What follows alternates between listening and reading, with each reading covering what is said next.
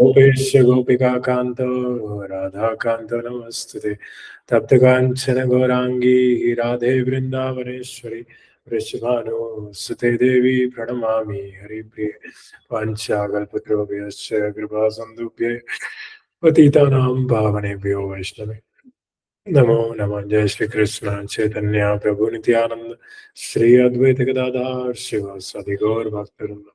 Hare Krishna Krishna Krishna Hare Hare Hare Ram Ram Ram Hare Hare. Hare Krishna Krishna Krishna Hare Hare Hare Ram Ram Ram Hare Hare. One last time. Hare Krishna, Krishna Krishna, Hare Rama, Rama Rama, Hare. Hare Krishna, very warm welcome. So, to the Bhakti Shastri class, Bhagavad Gita, second chapter, second section. So, we are going to cover second chapter in three sections, and we have covered the first section, which is mainly entailing the Sankhya Yoga. So the flow of second chapter goes something like this: that first 10 verses, Arjuna is giving the fifth reason for not fighting, and ultimately Arjuna becomes too much confused and he surrenders unto Krishna. So we learn the lesson there that whenever we feel confusion, we should express our confusion, express our feelings and emotions, and we should surrender to the authorities. That's what Arjuna is doing. And then basically the relationship, which was a friendly relationship between Krishna and Arjuna, that got transformed into disciple and spiritual master relationship. And now basically Krishna smiles, and he like he's smiling because Arjuna is ready for higher instructions, because disciple and guru relationship is serious, like it's not joking relationship, because the guru will instruct in spiritual science about the soul knowledge, and disciple will hear very seriously with a lot of determination. So that's why after that Krishna is giving the knowledge of the soul, which is called Sankhya Yoga. He is telling Arjuna that you are lamenting for something which is not lamentable, and you are already belonging to the Aryan civilization, so you really don't have any there is no point lamenting over something which is temporary. And anyways, if you are going to kill Dronacharya, Bhishma Dev, they are going to attain heavenly planets, and their body will be rejuvenated. Already they are old, and ultimately they will meet death here or there, right? But if you kill them on the battlefield, then it will be more better for them. There will be more piety. So Krishna is changing all his arguments, all Arjuna's questions into spiritual conceptions. Arjuna is saying, even if I fight, then also if I win, then also my relatives will die. So what will I? What is the benefit of fighting? Because I will not be able to enjoy the kingdom with my relatives. And if I lose, then obviously I will lose, and there is no advantage in fighting. And Krishna will change this equation in these verses. So after Sankhya Yoga, Krishna, once he explains the characteristics of the soul, that the soul is not cleavable, it's not, you cannot like put fire into it, you cannot drench it, and you cannot kill it, right? So there are different characteristics of the soul, and ultimately by like demonstrating the different characteristics, Krishna is telling that ultimately soul is something which is never born and which never dies, and which is eternal, and you can never cut it, and you can never like kill it with any weapon, whether it be fire or any other weapon. So by after like telling these qualities of the soul, Krishna will convince Arjuna to fight. So yeah, so this section is Sankhya Yoga, where Krishna is trying to make understand Arjuna the difference between the body and the soul, and which is also indirectly called Jnana Yoga, Sankhya Yoga or Jnana Yoga. Jnana Yoga means you cultivate knowledge so that you can connect with Krishna. And Sankhya Yoga means you are able to distinguish between matter and spirit so that you can connect to Krishna. And in this section, after 30th verse, there will be Sakama Karma Yoga. So Krishna will tell, if on the battlefield you have an opportunity to fight. For a Kshatriya, it's an opportunity to go to heavenly planets. And it's a sought after opportunity. Just like in our workplace, we want to get good big projects so that we can be promoted, right? Similarly, it's like a promotional project for Arjuna. If he fights this battle, then even if he wins, he is able to expand the Krishna consciousness in the kingdom. And if he loses, then he will go to heavenly planets. So Krishna immediately, like, he changes the entire equation which is going on in Arjuna's mind. So we see that Arjuna is carrying some conceptions, and Arjuna is so those conceptions are totally changed by Krishna, by his speech and by his spiritual conception. So so basically the Sakama, so Sankhya Yoga, and then now the Sakama Karma Yoga. Krishna will tell that you should fight, you are a Kshatriya. And finally, like Krishna will say that ultimately from Sakama Karma Yoga, you have to come to the platform of Karma Yoga. So Sakama means there are some desires. Sa means with, Kama means material desires.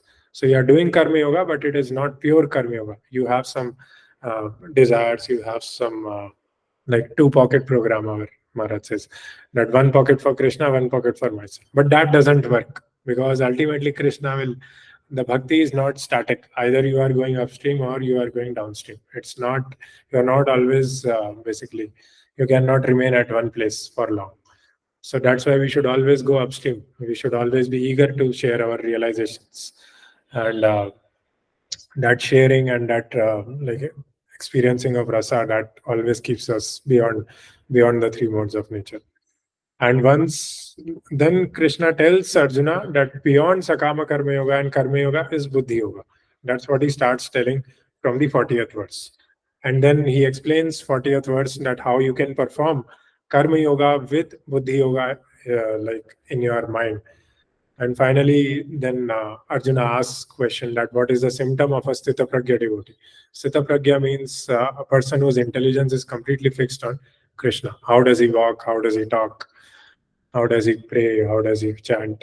So all those things Arjuna asks in the last section. So today we will cover till Karma Nivadikaraste verse, which is basically the setting up of Buddhi Yoga, and Krishna challenging Arjuna that why are you refraining from fighting? Yes, Ravi Prabhu, you want to share? Yeah, Hare Krishna Prabhu, just wanted to check one thing. Yes, sure. Karma Yoga and Buddhi Yoga are stated in Bhagavad Gita are to be same multiple times. So I think they're not different, Karma Yoga and Buddhi Yoga. Maybe I'm wrong, but if you can clarify. Yeah, there is a subtle difference actually. So ultimately everything depends on the consciousness with which we do our work. So Karma Yoga means, if you see literally, that if you can connect your activities to Krishna, that is Karma Yoga. Suppose you are doing software engineer job and you are earning 1 lakh rupees. If you give 20,000 rupees for Krishna, for serving for Krishna, then you are doing Karma Yoga at some level, some 20% level. So that is Karma Yoga. It need not be Buddhi Yoga. Buddhi Yoga means your intelligence, you are worshipping Krishna with intelligence. You are experiencing Krishna in mind. Buddhi means intelligence, and intelligence is above the mind. So your mind is not really, so basically it's about consciousness. Although Bhagavad Gita might use it interchangeably, but you need Buddhi Yoga to do proper Karma Yoga. So the higher degree of Karma Yoga is Buddhi Yoga. There is a subtle difference, and Okay. on the second end there is Buddhi Yoga. Thank you, Prabhu. And is Nishkam Yoga same as Karma Yoga? Yeah, Karma Yoga has two parts: Sakama Karma Yoga and Nishkam Karma Yoga. So Hmm. Sakam means you have some you have some desires that you want to enjoy. You want to buy a car, but you will donate something, 5,000, 10,000 rupees for Krishna. So that is Sakama Karma Yoga. Nishkam Karma Yoga means you are doing everything. You will offer all the fruits to Krishna. You are totally detached. Okay, but the difference is very subtle across all these things. Yeah, it is. Nishkam, Karma, and Buddhi Yoga, because they are being used interchangeably. I mean, what I have sort of read. Yeah, it depends on your understanding and your receptivity, basically. Like they are quite very easy to understand if you basically try to see the Sanskrit words which are used. Sakam means with desires, Nishkam means without any desires, And then Buddhi Yoga and Karma Yoga, they are totally different words. So if we try to understand on the literal Sanskrit words, then it's very easy to understand actually. Okay, bro. So we'll start this 26th verse. Any thoughts? Anything from the last session? If anybody wants to tell or remember, or any experiences.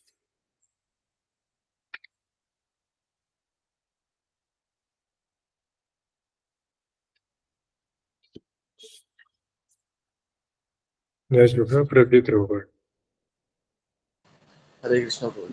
मुझे Yes. Last session में आपने बताया था कि जो 2.7 है उसमें अर्जुन ने सरेंडर करा था कि कैसे वो चार जो रीजन थे उनसे कंफ्यूज होके उन्हें समझ नहीं आ रहा था क्या करा है, तो उन्होंने फिर कृष्णा को सरेंडर करा था। और 2.11 में आपने बताया था कि 2.11 भगवत गीता का सीड है, जो मतलब कहते हैं कि सीड हमने लगाया वो भगवान में, तो वो 2.11 वाला श्लोक है। Yes, bro. Yes.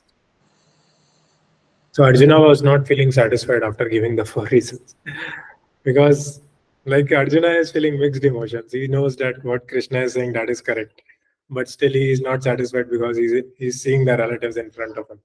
So it's a very diabolical state of consciousness which Arjuna is having. And thank you for mentioning that actually. The Arjuna is surrendering to Krishna. So even though he is giving so many reasons, but still he is not sure that what he's speaking is correct. So see, he's very, very transparent and very, very open. He has no like separate agenda from his side. So that's how we should approach the spiritual master, and then spiritual master will be able to help us in the true manner. Because in the initial verses we read that this material world is full of perplexities, and only a bona fide spiritual master can take us out from these perplexities. So then, yeah, we from our side we have to be clear in our expression and transparency. Thank you, bro. Yeah, if you revise and if you tell, then it's good actually. Okay, we'll start with 26 verse. अथ चैनं नित्यजातं नित्यं वा मन्यसे मृतं तथापि त्वं महाबाहो नैनं शोचितुमर्हसि. If, however, you think that the soul or the symptoms of life will always be born and die forever, you still have no reason to lament, oh my dear. Yeah, so in this purport, basically, Prabhupada is writing that even if you think that there is no soul and only the body is there, then also you should fight. You should never give up your duty, because the body is temporary. Ultimately, it's made of chemicals. So why to sacrifice our duty? Um, just trying to care for a sack of chemicals. Okay. जातस्य हि ध्रुवो मृत्यु ध्रुवं जन्म मृतस्य च तस्मादपरिहार्यर्थे न त्वं शोचितुमर्हसि. One who has taken his birth is sure to die, and after death, one is sure to take birth again. Therefore, in the unavoidable discharge of your duty, you should not lament. So that's what basically, like, ultimately our welfare is in bhakti, right?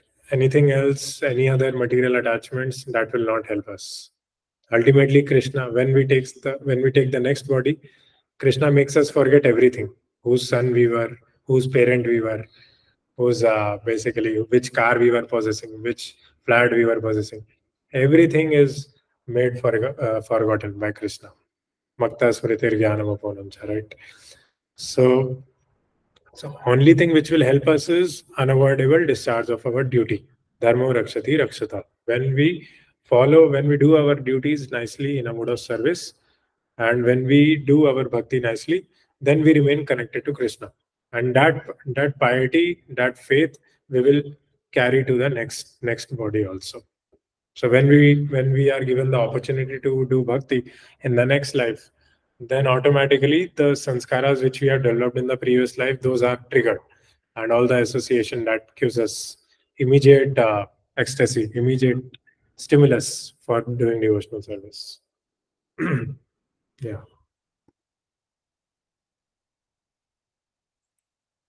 Prabjit, you want to read purport? 27. Yes, yes, Prabhu. One has to take birth according to one's activities of life, and after finishing one term of activities, one has to die to take birth for the next. In this way, one is going through one cycle of birth and death. After another without liberation, this cycle of birth and death does not, however, support unnecessary murder, slaughter, and war. But at the same time, violence and war are inevitable factors in human society for keeping law and order. The Battle of Kurukshetra, being the will of the Supreme, was an inevitable event, and to fight for the right cause is the duty of the Kshatriya. Why should he be afraid or aggrieved at the death of his relatives since he was discharging his proper duty? He did not deserve to break the law, thereby becoming subjected to the reactions of sinful acts of which he was so afraid. By avoiding the discharge of his proper duty, he would not be able to stop the death of his relatives, and he would be degraded due to his selection of the wrong path of action. Hare Krishna. Hare Krishna, bro. Thank you.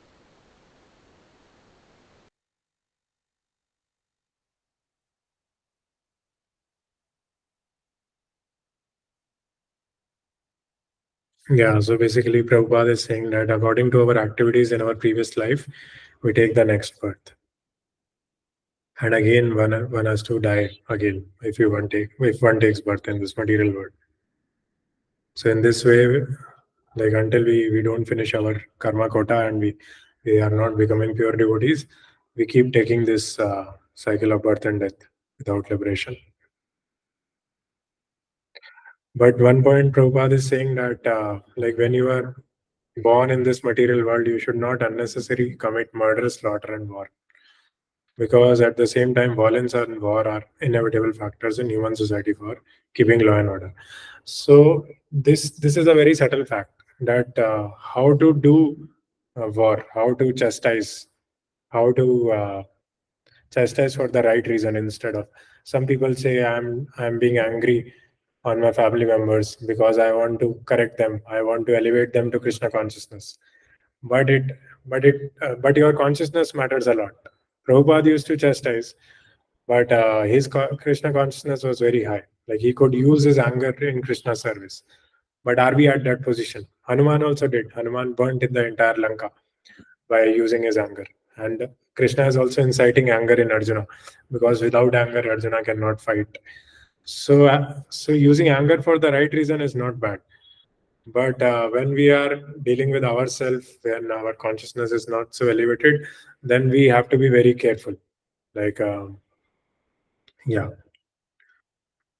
because sometimes they need to be straightened out. Like sometimes the conditioning you have to try, you have to serve nicely. But if the घी कहते हैं ना कि घी अगर सीधी उंगली से नहीं निकलता तो कभी कभी उंगली टेढ़ी भी करनी पड़ती है. तो इसलिए प्यार देना चाहिए अच्छे से, लेकिन फिर अगर जब एक्सट्रीम हो जाए तो उंगली टेढ़ी भी करनी ही पड़ती है. एक second.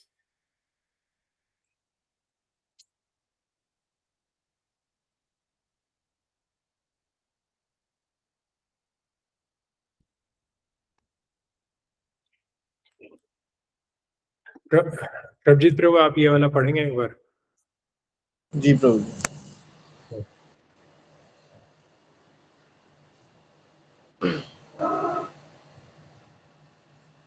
Father and teacher is advised by Chanakya Pandit that you should always chastise your son and disciple.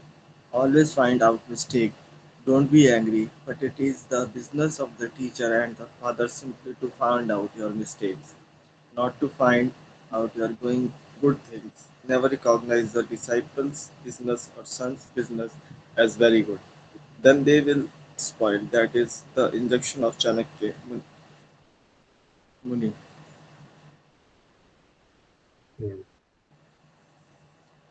या ये भी So, पढ़ेंगे. so far we are concerned when our spiritual master used to chastise, we took it as blessing. That was very nice, and he would chastise like anything. Damn rascal, foolish, stupid, anything, all good words. Srimad Bhagavatam. Yeah. So a spiritual master can be as hard as a thunderbolt and he can be as soft as a rose. So that's why don't think that spiritual life will always be rosy, rosy, right? Like when you get chastisement from seniors, then that is good for you because that will remove your conditioning, that will help you to introspect ki what is going wrong inside. And that's why sometime like the head of the family has to chastise because things when things are going out of control, already Prabhupada has given everything. But if you don't follow, then you will sometimes we have to get chastised actually. And here clearly it's written that a father has to chastise his son. Like the mother should give her love, and even father should give him love. But when things go out of hand, and he wants to correct for the pleasure of Krishna, like correct some tendency, then he has to scold also. Otherwise, the son will become rowdy. So many times, many sadhus have spoken that we raise children with the best intentions, but still they don't turn out to be nice devotees. They are rowdy. It's because at the correct time the chastisement is not given. That's why they turn into rowdy. So yeah, so like this, we also ourselves also we should receive chastisement from spiritual master, and then we should also similarly we should train our family members also. So receiving and giving, receiving chastisement and then giving chastisement. Thank you, bro. We'll read the next verse.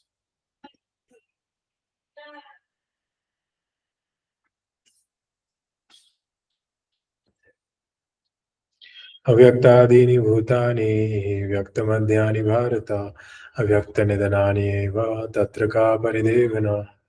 All created beings are unmanifest in their beginning, manifest in their interim state, and unmanifest again when annihilated. So what need is there for lamentation? Purport. It's a long purport. So actually, when the creation happens, all the souls are stuck with their subtle bodies on the body of Mahavishnu. And when creation happens, then those souls are injected into the material world. Right? And as soon as the souls are injected, the pradhan is agitated and they start functioning. The karma starts fructifying. And depending on the guidance of the soul, that's what basically we are covered with our subtle bodies. And if we don't take proper association, if we don't take association of devotees nicely, then by default we are acting on the three modes of nature, whatever is covering our soul. So as soon as the soul is injected into the pradhan gets agitated, and we get material bodies to enjoy the desires which are there in our antakarana, in our subtle body.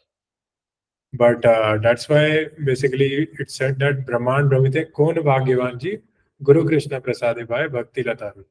So when we are like when we are crossing across these 8,400,000 species, and we are just acting according to the modes of nature acquired by the subtle body. But by Krishna's arrangement, if we receive a guru, if we meet a guru who is able to give us bhakti, then there is a Bhakti Lata which comes in our heart, comes in our soul. And when we cultivate that Bhakti Lata beach, then that Bhakti Lata beach cultivation is so powerful that it has the potency of dissolving the entire subtle body. So when the subtle body is dissolved, your mind is purified and you can always experience Krishna in your heart. So from Bahirmukhi, you become Antarmukhi. Right now, you are Bahirmukhi, basically. You are always trying to see that what will give you pleasure, what will give you happiness, how I can interact my senses with sense objects. When should I eat pizza? When will I meet my girlfriend? So like this, we are always hankering for material pleasure. And that is because we don't have sufficient spiritual shelter.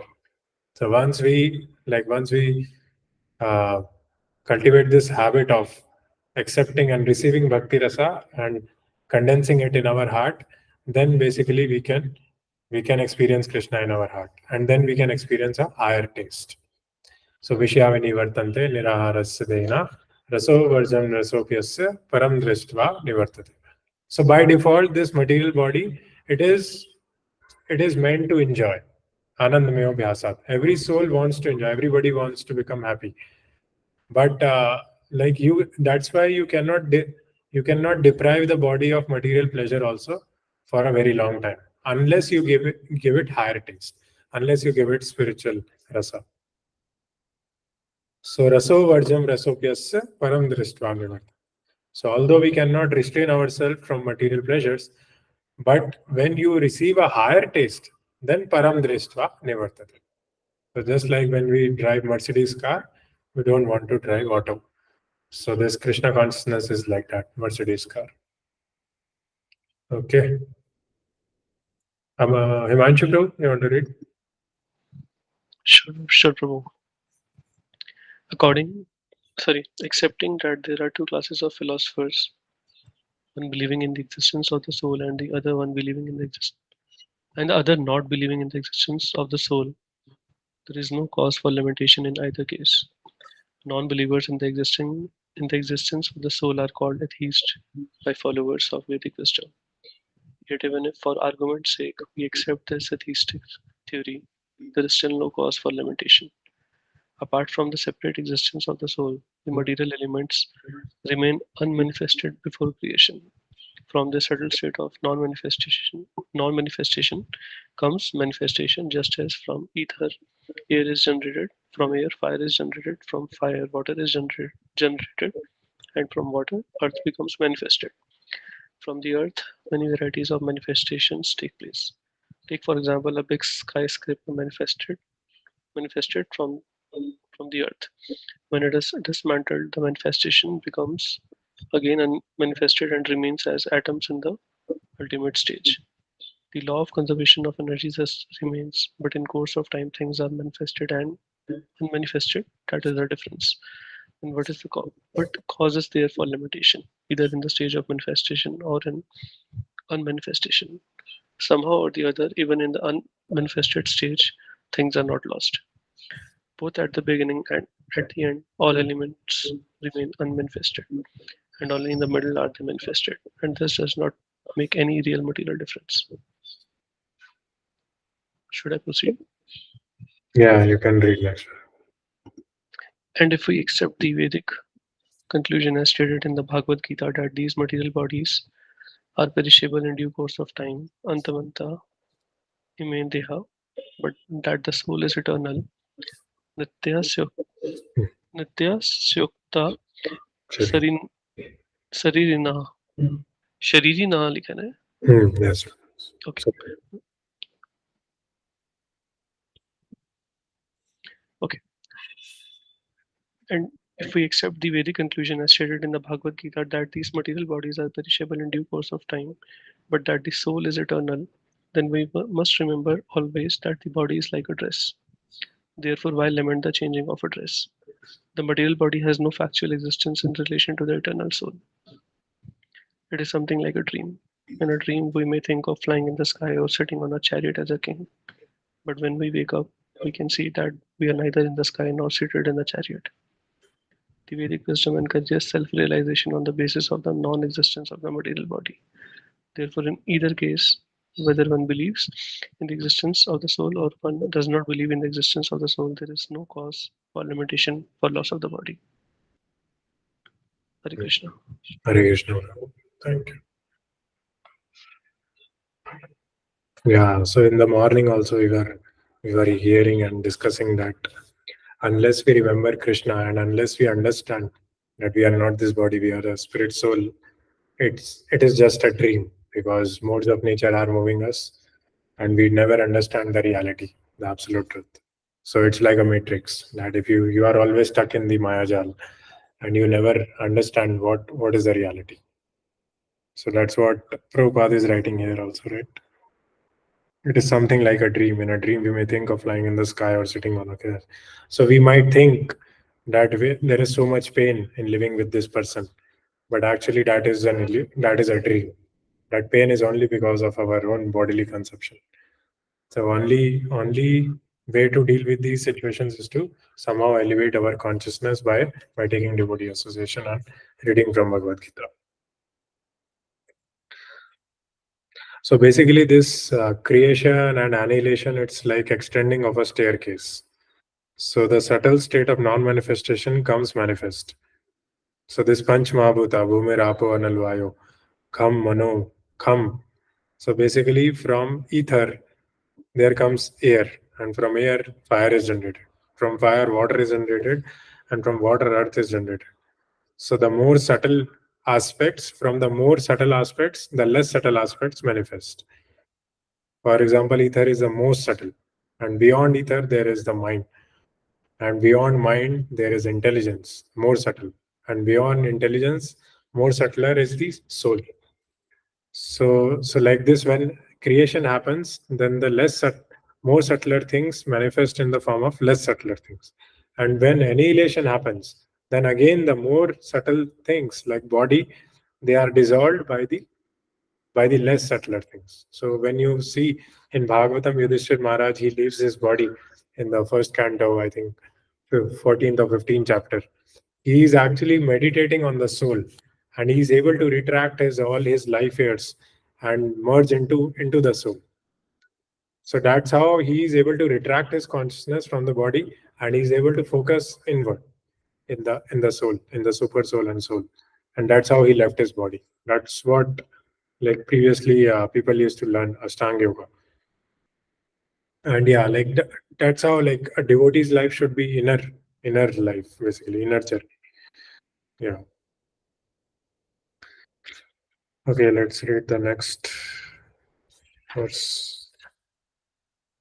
आश्चर्यवत् पश्यति कश्चिदेनम् आश्चर्यवद् वदति तथैव चान्यः आश्चर्यवच्चैनमन्यः शृणोति श्रुत्वापि एनं वेद न चैव कश्चित्. Some look on the soul as amazing, some describe him as amazing, and some hear of him as amazing, while others, even after hearing about him, cannot understand him at all. So that's what happens when we come out of the dream, that we understand that everything is amazing.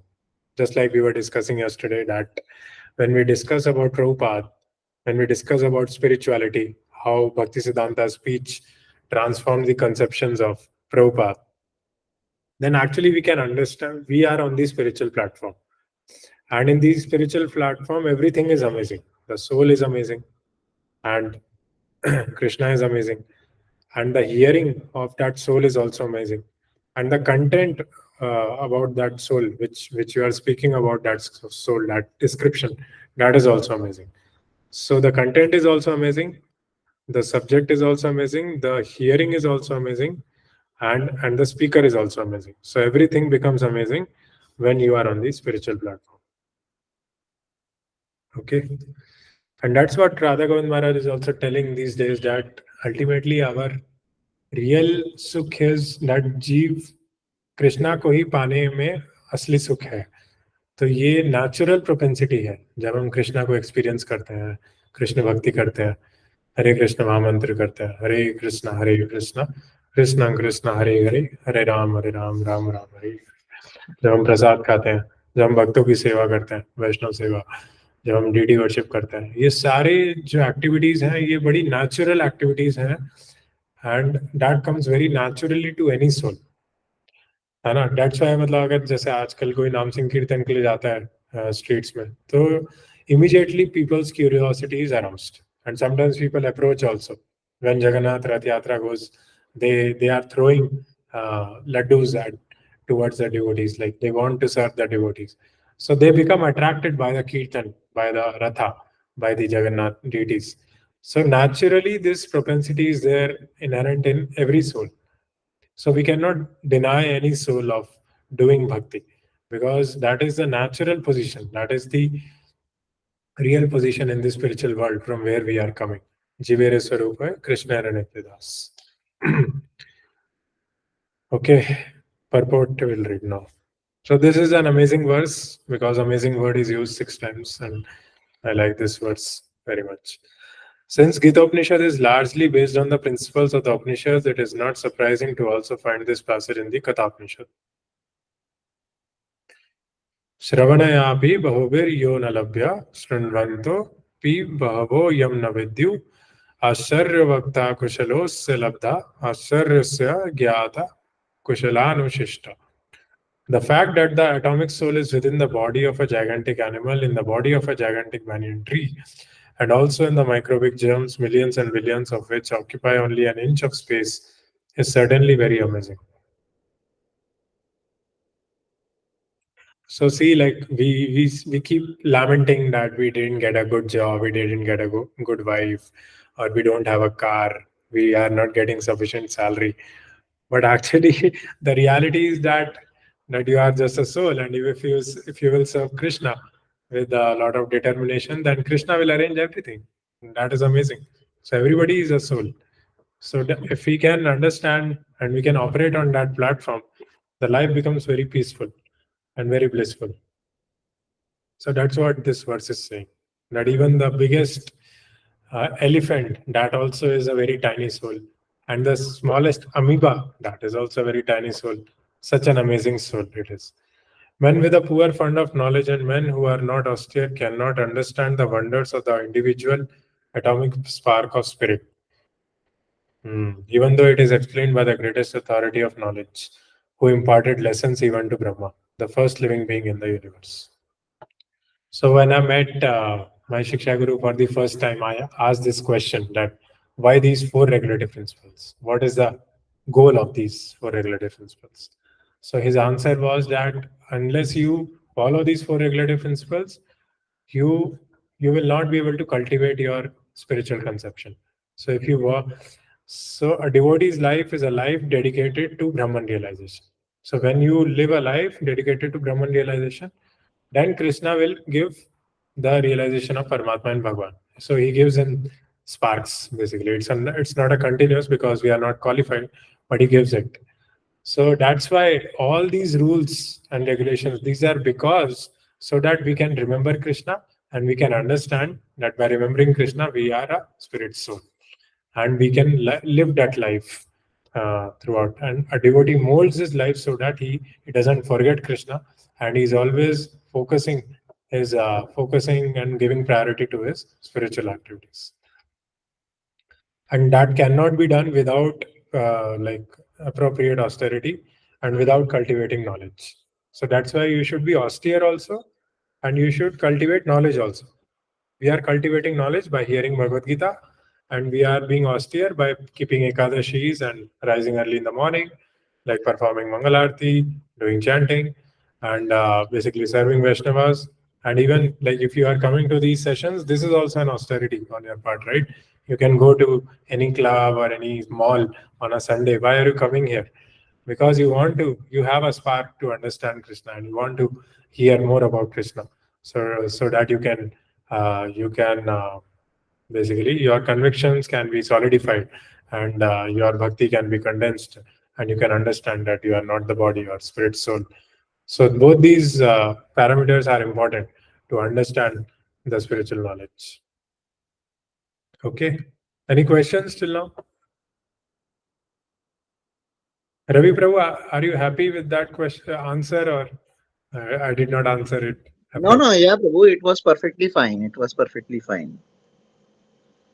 It was perfectly fine, and I'm in Delhi today, so I can आराम से बैठ के मैं सुन पा रहा हूँ. I'm feeling very good. Okay. हाँ, thank you so much, Hare Krishna. Because knowledge is also on three levels. That first we understand, and then we apply, then we have a realization, right? So the first level is the knowledge that we are hearing, and the second is we are understanding little bit that we are not this body, we are spirit, and then there is knowledge. Then there is a realization, and in realization you experience actually. So unless you experience, these things will not stick to your heart. So ji ji right. so even in my case, it is not so clear, but at least Sanskrit is very deep into my heart. Like I keep reciting, and so those things they don't go away. Like the basic thing is to come to the basics and try to understand by the literal words. If you are experiencing it right now, yeah. Right. No, no, it is perfectly fine, Prabhuji. Yeah. And that's why morning, evening hearing is important. Like if you are able to connect with some spiritual master, you should hear from him morning, evening. So, and that way, Bhakti Yoga is very simple. Like that, the spiritual master's glories will come to your mind, and then you are always thinking that you are always connected to him. You are always thinking how he is feeling, how his consciousness is so elevated. I still remember that my Shiksha Guru used to tell in his lectures that how basically a pure devotee is always thinking that what Krishna wants to wear, what Krishna wants to eat. So he's always absorbed in Krishna, right? Mm-hmm. So if Right, we right. just carry that one glimpse in our heart, if we can just carry one glimpse of deities in our heart throughout the day, that can help us do Buddhi Yoga. Like it's not about just mechanically doing some donation or doing some sacrifice, but it's more about consciousness, like keeping it in our heart and purifying our mind. Yeah. Yeah, Prabhu. Yeah. In fact, just to add, in reading Bhagavad Gita and then understanding it and then experiencing it and then internalizing it is important, because I keep on getting angry with people who do bad to me, whatever, whether they are in any mode of nature, but they do bad to me or unfair to me because they have greed, lust, blah, blah, blah. But then it is my karma also which is being reciprocated. So Yeah. Krishna, I mean, as Amrita Prabhu says, everything has got a hand of Krishna. So Krishna sorts of get it done for you so that you get the refinement, whether they are acting in any mode, passion, ignorance, or whatever. But it Yes. is your karma which is coming back to you. So I mean, it's very subtle from that angle. Yes, Prabhu, yes. And that's why we have to prioritize bhakti. We have to take association of those devotees who are very elevated. Right, right, right. So how often are you going to Punjabi Bagh? Prabhu, I am coming to Delhi once in 15, 20 days. So that is, but again, and I only come for 2 days or 3 days. So I could not go, but I do go to ISKCON Noida, which is nearer to me. Okay. And Punjabi Bagh, yes, it had been a delay, but yes, Okay, Prabhu. Okay. Yeah, please try to go, try to take I would, association. I would. I keep on going to whichever city I am, whether Gorakhpur or Lucknow. I go to ISKCON temple, but coming back to Delhi and going to Punjabi Bagh, is something which could not happen properly till now. Yeah, no problem.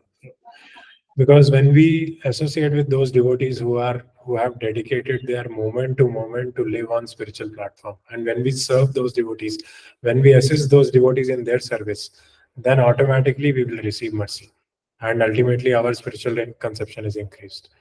And we are hearing from like Prahlad Maharaj's prayers from Radha Govind Maharaj. So there also, like we were discussing that this spirit meant like cultivating spiritual conception is not easy. You really have to be dedicated in that, and you really have to be very clear about your priorities.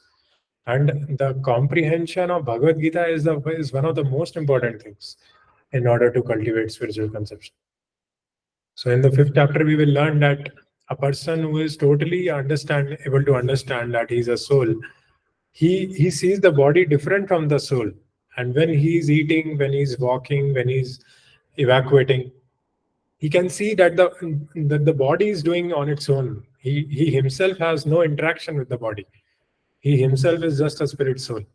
And we can know, like when we interact with Guru Maharaj, when we interact with senior disciples, we can see that they are on that platform. So like we have to aspire for that, and we have to go to that level actually somehow. Not imitate, but at least try to follow that. Yeah. True, Prabhu. Very, very true. Very true. Yeah. Because there are devotees who are practicing for 25 years. They are also trying to understand what is spirit soul, how we can feel its presence. But actually, as we discussed, I think in the last session also, only because of the spirit soul there is the movement in the body. The digestion of food also is because of that, and the soul is in the heart. But because of the lower qualities, maybe lust, rage, anger, there is some restlessness in the bowel also. So like this, we have different parts of the soul which we lose to different portions. Like when we are attached to our family, some portion of the soul goes in that. When we are attached to our parents or some trauma happened, then some portion of the soul gets lost there. So like this, our consciousness is not really focused. we are not in full consciousness right now, because something is some rage is there because of some unresolved trauma in the childhood. Some rage is there because you are not happy with your family members. Some rage is there because of your own bad eating habits. So like this, it's very difficult to understand that we are soul, because those particles of soul that we have lost. And that's why Prabhupada writes in the Bhagavatam that in order to cultivate proper spiritual conception, purity in eating, sleeping, mating, defending is required. So slowly, we have to we have to focus on this. That we have to sleep on the proper time, and we have to sleep for the pleasure of Krishna, like just to rejuvenate our body. And when we are eating, we should understand that this is Krishna Prasadam, and we are just serving, honoring Prasadam. We are in association with Krishna. And when we are mating, we should understand that we are mating for Krishna's pleasure, to invite. It's an act of compassion to invite our soul. And when we are defending, that also, Krishna is the best protector. So we should not defend out of bodily conception. Oh, I have a body, I have so many desires, I should earn this much money, otherwise how will I feed my stomach? But we should try to defend in a Krishna conscious way. Oh, okay, Krishna is there, I am a soul, Krishna will arrange everything. If my faith is strong, if I do bhakti, in that way, I will do some ईमानदारी से basically. मतलब recently Radha Govind Maharaj was mentioning that हमें अपने अधिकार से ज्यादा लक्ष्मी भी इकट्ठी नहीं करनी चाहिए. लक्ष्मी भी उतनी ही होनी चाहिए जितना हमारा अधिकार है, जितना हम कृष्णा की सेवा में लगा सकते हैं. और जितना भी हम कमा रहे हैं वो भी हमें ईमानदारी से ही कमाना चाहिए. तो basically this is pure defending. So pure defending means we are basically following the guidelines of Guru, Sadhu and Shastra in our occupational duty also. Okay. I think I'm speaking a lot today. Thank you, Prabhu. Thank you. Thank you, Prabhu. Thank you for the clarification. I just wanted to share for a minute, if you allow me, for something which happened with me yesterday. Yes, Prabhu. Yes.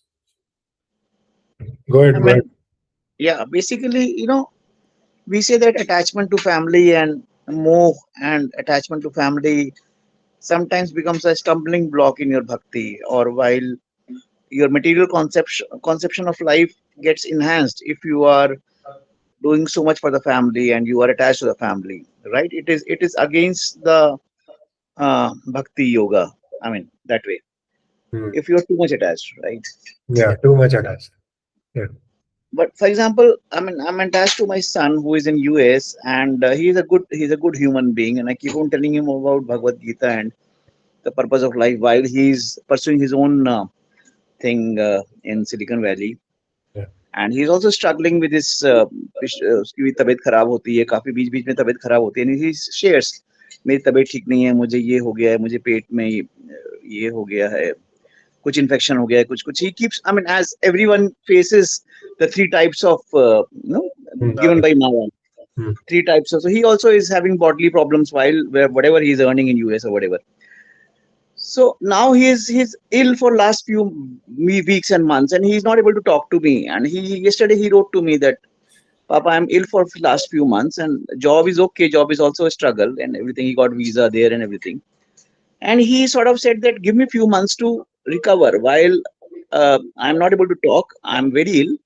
And he blocked me. And I mean, he blocked me on WhatsApp. Now I have no way to connect with him. Right. I mean, he's not well. I understand. He doesn't want to bother me. I understand. And he is very unwell for last few weeks or months and struggling with other things in US. Now he wants his own time, and therefore he has sort of blocked me that, Papa, don't worry, I will recover and then I'll get back to you in few months. Now this has hit me left, right, and center. I mean, you can call it attachment, you can call it moh or whatever. But it's like Krishna is giving you left, right, and center. Like Krishna so I can say that yes, Krishna is the one who is giving me blow to understand life through the very close thing, which is my son. But that's how I'm feeling today and yesterday. Yes. Thank you for sharing that. So do you have any question, or just wanted to share? No, I just wanted to share that Krishna can give you blow at any level while he is a good, he is our friend. He says in chapter 5, he is our dearest friend. but he gives us blow for some reason. Yeah. If we don't receive the blow, we will not understand that we are not body, we are soul. For example, like you will not preach to your son, or your son will not have receptivity unless he suffers in his life. So how you came to Krishna consciousness? How I came to Krishna consciousness? Because there was so much suffering in this life. I did not True, have. true, There true. was not a single thing which I did not have in my life. I had family, I had a job, I had good degree, I had good friends, but I was not happy in my heart. Right. Why was I not happy? I had everything. I did everything. Like I had a girlfriend also. So Mm-hmm. because I was not Krishna conscious, and like there was no, the substance is in the Krishna consciousness only, and people don't understand this very easily. And Krishna, then Maya beats them left, right, and center. Then only they will understand. Maybe after this illness, he might be more receptive to you. So Right, right. only thing you can do is you condense your Krishna consciousness, you improve your convictions in Krishna consciousness, and then maybe after 3 months he might be more receptive to you, and you compassionately tell him about Krishna. And many such cases are reported to this Leela Purushottam Prabhu also, and he always invites people to stay in the Gurukula, like very near Mm-hmm. to the Goshala, and within 10 days everything is fine. Like they are attending morning, Mm-hmm. evening program, taking prasadam, staying in the Goshala. All the subtle, Mm-hmm. all the subtle diseases are gone. So Mm-hmm. you can tell about this to him. You come to India, will go to Vrindavan and stay for 10 days. Mm-hmm. Right, Prabhu. He will realize probably Krishna has his own way to make you realize. Yeah, yeah. Hmm. And generally, little bit also like, and it's very natural to have attachment to son, because in Bhagavatam also it's written that if son becomes a pure devotee, father is automatically delivered, and if wife Mm-hmm. relationship with father, Mm-hmm. wife is also delivered. If she doesn't have a good relationship, then Krishna will take care of her. So like this, there are Right. many things are there in scripture. So it's okay to have attachment to son, just like. Everybody cannot be like Kardama Muni, right? Kardama Muni just left after giving Devavati Kapila Dev. So it's okay to have attachment to our children, but only Right. Mm-hmm. like Krishna should be in center. So that's what. Right. Prabhu. Right. Prabhu. And I'm so, sure he's the one who is playing the whole game. yeah, exactly. And Thank you, Krishna, Prabhu. yeah, Krishna Mm-hmm. is all good. Like we are all suffering under our own prarabdha and all. But he is our best friend. He says clearly that I am your best wisher. More than your mother and father, I am your best wisher. Yeah. These mother and father, they are just like for this life only, right? Like Krishna is the father for all the lives. He's the eternal father. So, Right, right, and right. father, you are his father only for this life. You don't know in the previous life he might be your father. Right, right, right, You right. don't, right? So, Thank you, Prabhu. I was very, very, affected since yesterday. I was feeling so bad that uh, I don't know how will I connect with him for next few months because there's no way. But anyway, I still would surrender in front of Krishna that he would take care. yeah. Try to get some good association, because our Your Krishna. association is good association. I don't have. Your association is the best association. Yeah, but I'm not in Delhi NCR. No, that is. No problem, Prabhu. Thank you so much. Thank you so much. Yeah. Sometimes we can just pray to Krishna and increase our own Krishna consciousness. That is the only thing, and that will help. That's why this Shraddha ceremony is done, right? Like when we offer Vishnu Prasadam to the forefathers, it is said that some maybe your grandfather has become a goat who is not getting grass, and if you offer Vishnu Prasadam to your forefathers, he immediately will get grass. So because the pious credits has increased, and now he will get the grass. So like this, it's not. These are not stories or myths. This Krishna consciousness is actual. Actually, if you feel happy in your Krishna consciousness, that piety will obviously float to your son. There is no doubt in that. He is your own blood for this life. So it is your duty to deliver him actually, and to deliver him, you have to first yourself. You have to become fixed on Krishna. Thank you, Prabhu. Yeah. Thank you. Thank you, brother. Very good. Thank you for sharing that.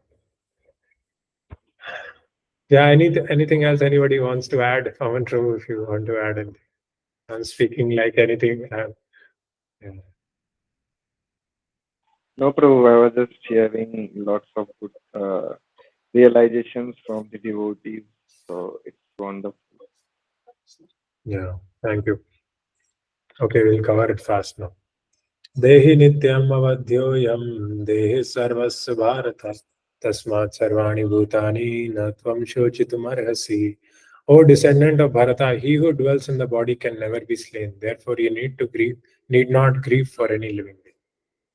अभी तक हम यहीं पहुंचे. So this is the end of Sankhya Yoga actually. So the Lord now concludes the chapter of instruction on the immutable spirit soul.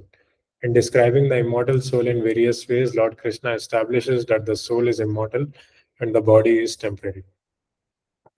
Therefore, Arjuna as a Kshatriya should not abandon his duty out of fear that his grandfather and teacher Bhishma and Drona will die in the battle. Hmm. On the authority of Sri Krishna, one has to believe that there is a soul different from the material body, not that there is no such thing as soul or that living symptoms develop at a certain stage of material maturity resulting from the interaction of chemicals. Though the soul is immortal, violence is not encouraged. But at the time of war, it is not discouraged when there is actual need for it. That need must be justified in terms of the sanction of the Lord and not capriciously. So yeah, like we cannot do violence on our own whims. Like that is our modes of nature. But violence should be done on taking authority, on taking approval from the authorities, and that is there. And in Shastra, it's written that if you become Kanishtadhikari, then your one generation is delivered, one generation up and one generation down. So your son will be delivered if you yourself become Kanishtadhikari. And if you become Madhyamadhikari, your five generations will be delivered. And if you become Uttamadhikari, 21 generations will be delivered. So you focus on becoming Kanishtadhikari in this lifetime, and your son will be delivered. Don't worry. Krishna is there in his heart also. He will take care of. But I'm Yeah, yeah. Thank you, Prabhu. I know Krishna is there in everybody's heart. yeah, So he will move the strings accordingly. yeah. Yes, he might arrange some devotees for him also. If you are telling him about Bhagavad Gita, he surely will have good impressions about Bhagavad Gita, right? So Krishna might arrange devotees for him in California. Yeah.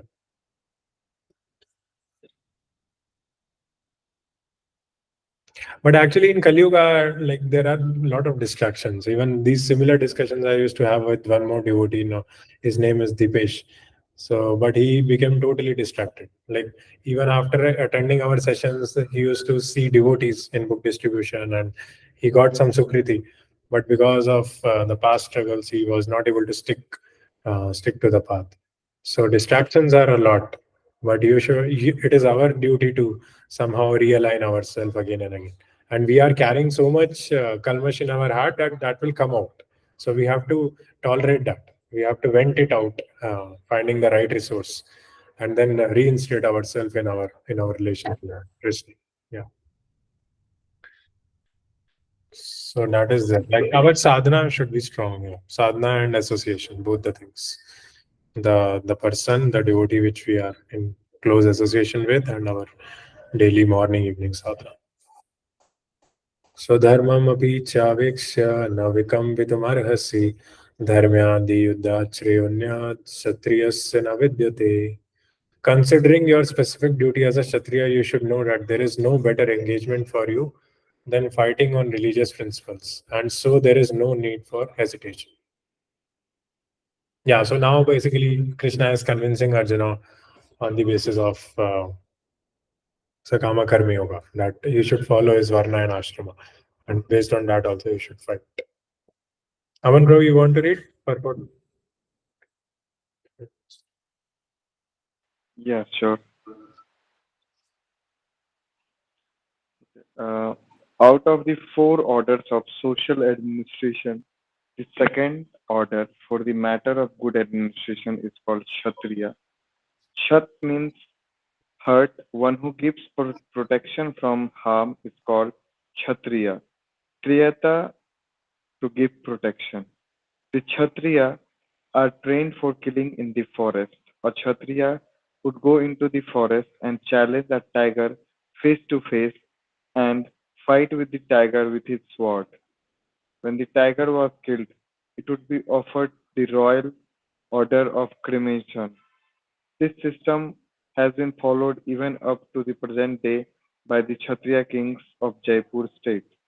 The Kshatriyas are specially trained for challenging and killing because religious violence is sometimes a necessary factor. Therefore, Kshatriyas are never meant for accepting directly the order of sannyasa or renunciation. Non-violence in politics may be a diplomacy, but it is never a factor or principle in the religious law book, it is stated.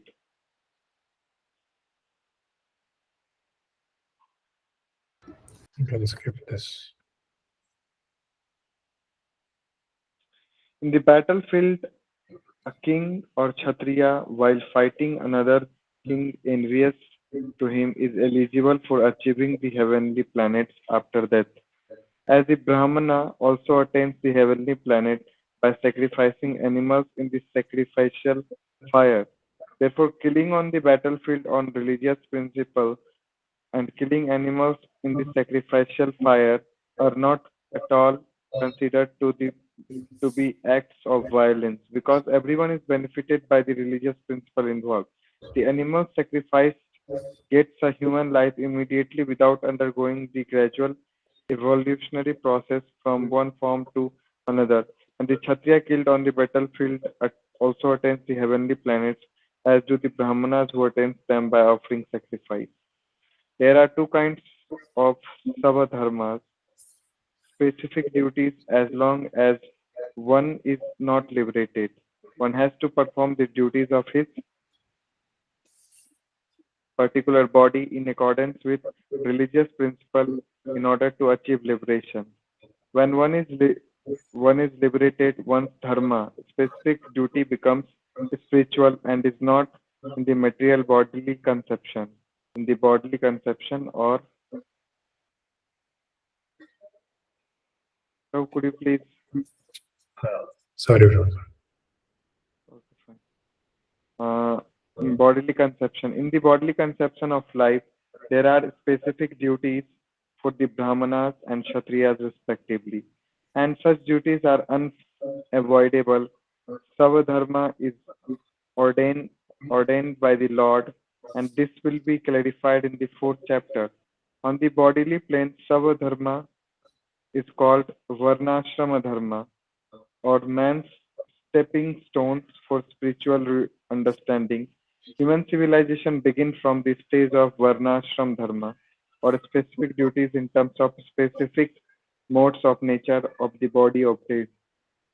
Discharging one's specific duty in the field of action is in accordance with the order of higher authorities serves to elevate one to a higher status of life.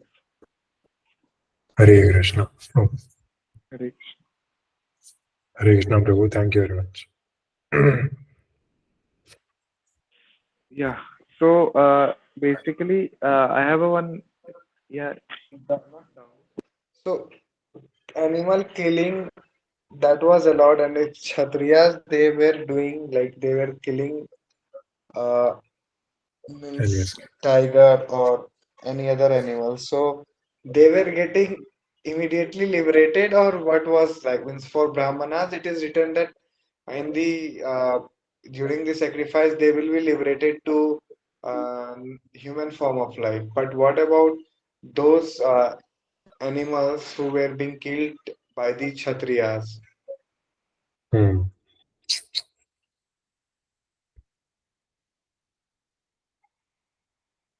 Yes, Yes. Prabhu. Thank you for that question.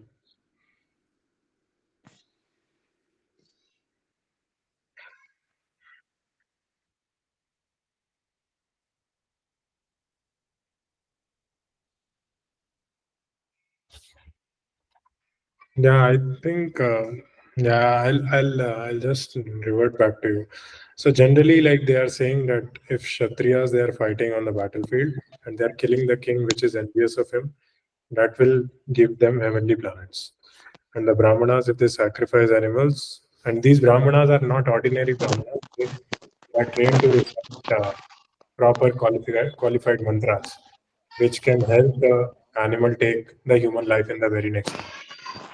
But Kshatriyas killing those animals, that I don't know. Basically, like they might not know the mantras, but still, basically, the essence which we should take is that we should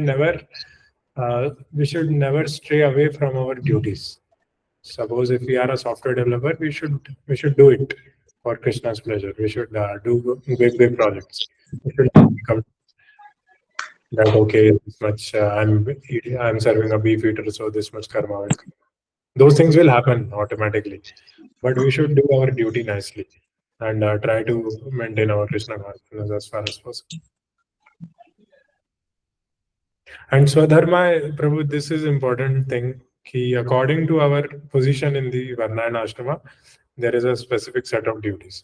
For example, for a housewife, she should take care of the house. She should keep it clean. She should cook, and she should keep the surroundings such that they are favorable for cultivating Krishna consciousness. That is the dharma of the housewife. That is the Sri dharma.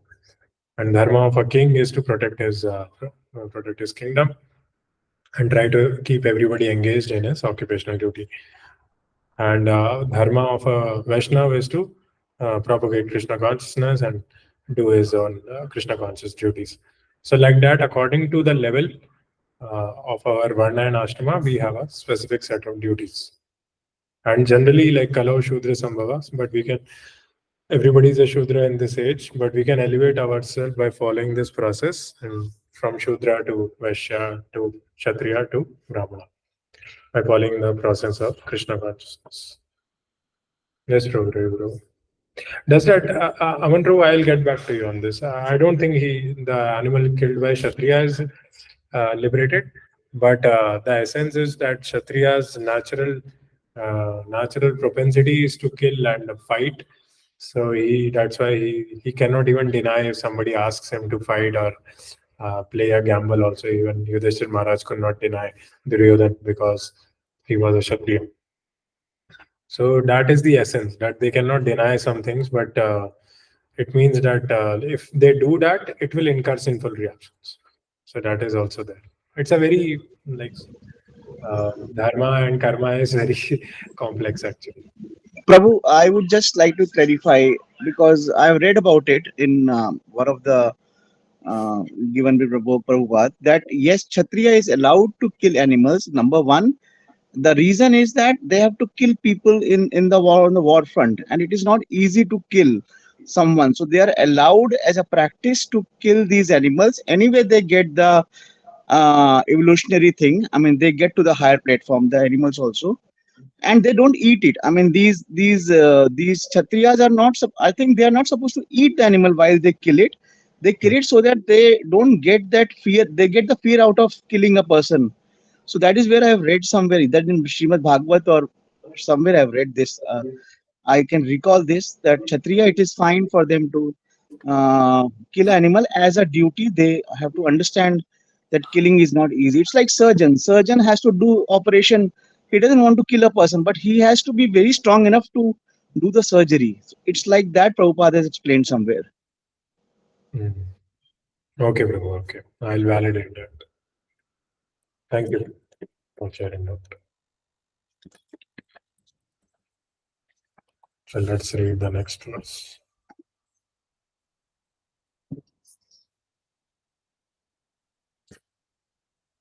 Yadrichaya chopapannam swargadvaramapavritam sukhina kshatriya partha labhante yuddhamidrisham. So very nice verse. O Parth, happy are the Kshatriyas to whom such fighting opportunities come unsought, opening for them the doors of the heavenly planets. So many things are there, like even begetting children or fighting, even doing Krishna conscious book distribution. All these are amazing opportunities to which can open up the doors of heavenly planets, actually, if you do them nicely. That's what Krishna is telling Arjuna also. That these opportunities, they don't come every day. And if you fight on this battlefield, you will kill so many demons. You will protect so many devotees. So for sure, you will go to heavenly planets. A supreme teacher of the world, Lord Krishna, condemns the attitude of Arjuna, who said, I do not find any good in this fighting. It will cause perpetual habitation in hell. Such statements by Arjuna were due to ignorance only. He wanted to become non-violent in the discharge of his specific duty. For a Kshatriya to be on the battlefield and to become non-violent is the philosophy of fools. In the Parashar Smriti, or religious codes made by Parashar, the great sage and father of Vyasadeva, it is stated, Kshatriyo hi praja rakshan, shastra pani pradandayan, nirjitya parasanyadi, kshitim dharmena pali. Kshatriya's duty is to protect the citizens from all kinds of difficulties, and for that reason, he has to apply violence in suitable cases for law and order. Therefore, he has to conquer the soldiers of inimical kings, and thus, with religious principles, he should rule over the world. So, yeah, sometimes violence has to be applied. Considering all aspects, Arjuna had no reason to refrain from fighting.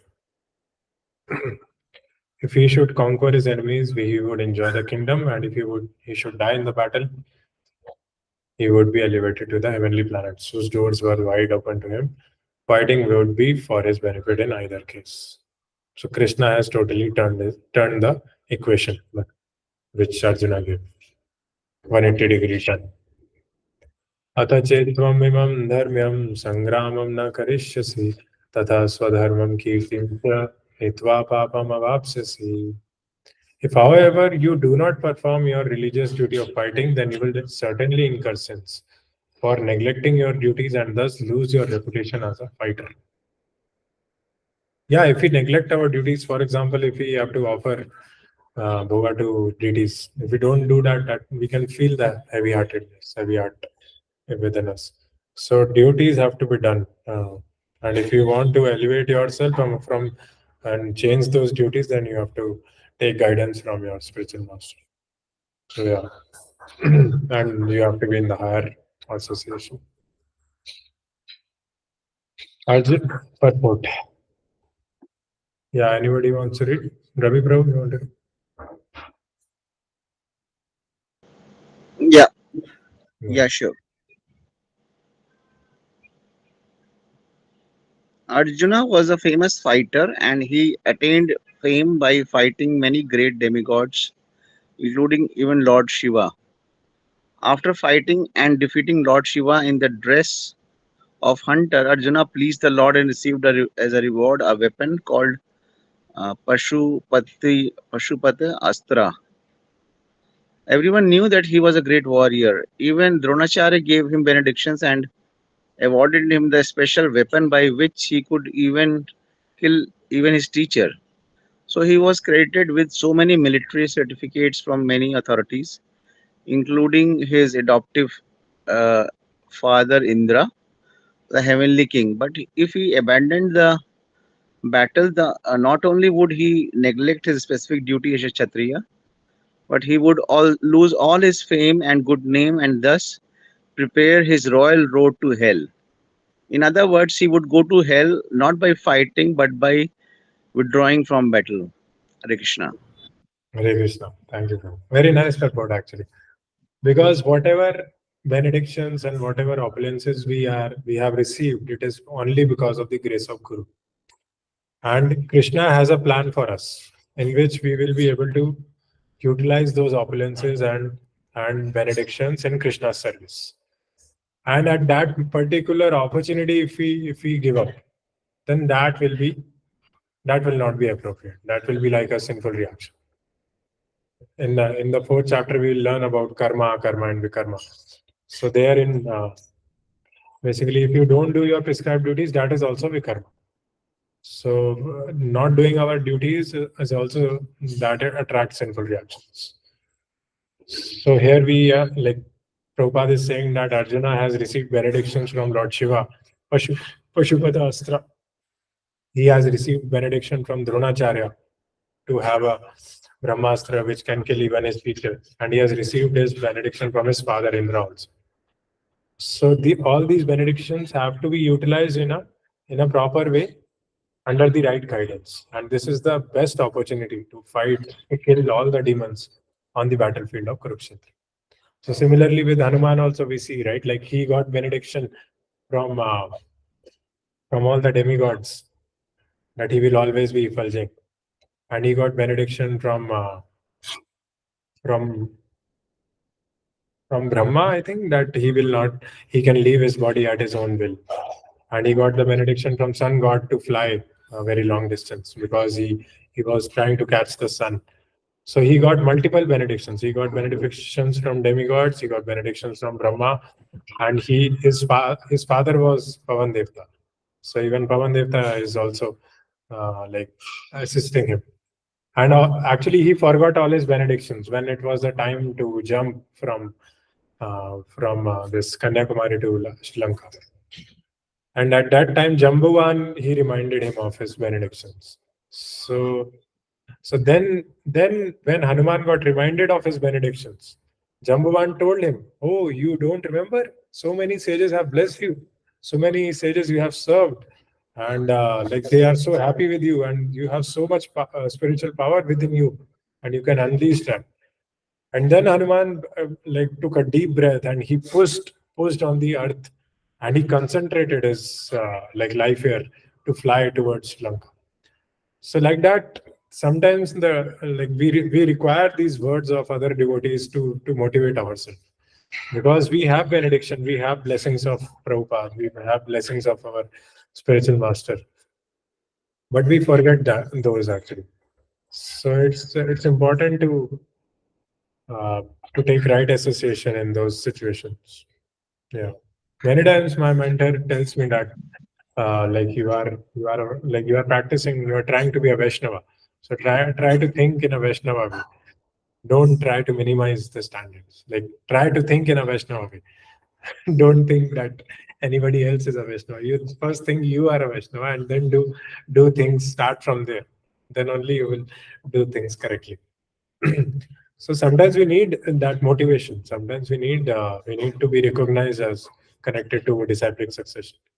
Otherwise, like we are always under the influence of modes of nature. Different conditions of life are like toiling on us, bringing us.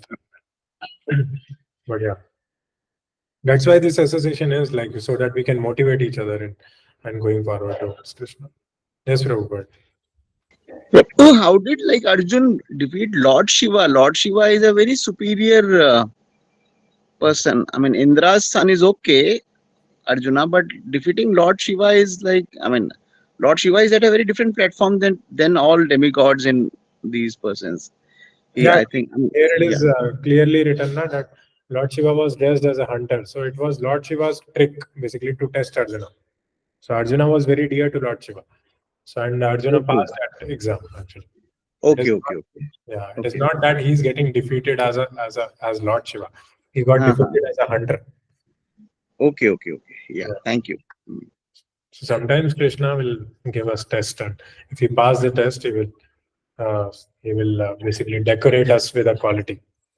So there are many things like True, true, true. yeah. So the only these two things are devotee focus is basically his service, what he is doing consistently, and the second is the test. So when he passes the test, then he is able to expand his service. So these two things we should be careful, because we are always under the supervision of Krishna actually. So that is there. And when we are able to perfect our service, then Krishna, we will always experience Krishna. We will experience the association of Krishna. So when you ask questions, when you share, actually, like it gives me motivation to speak more. Okay. So let's Yeah, move. Prabhu. I mean, I felt I wanted to share with the right forum because I was feeling so low that I cannot share with any of my father-in-law or mother-in-law or family or friends. Nobody would understand the way Vaishnav would understand. That is why I shared. Yeah, yes, bro, yes. And sometimes I also say so many confidential things about my family. So try to keep it with yourself only. And actually, this is real Vaishnav Sangha, where you can open your heart about the struggles which are going in your heart. For example, now Bharti Mata is not joining, but she used to open as it is, everything. She used to ask. So then actually, then only the mercy will enter in your life. I know Aman Prabhu must be wondering he's a brahmachari.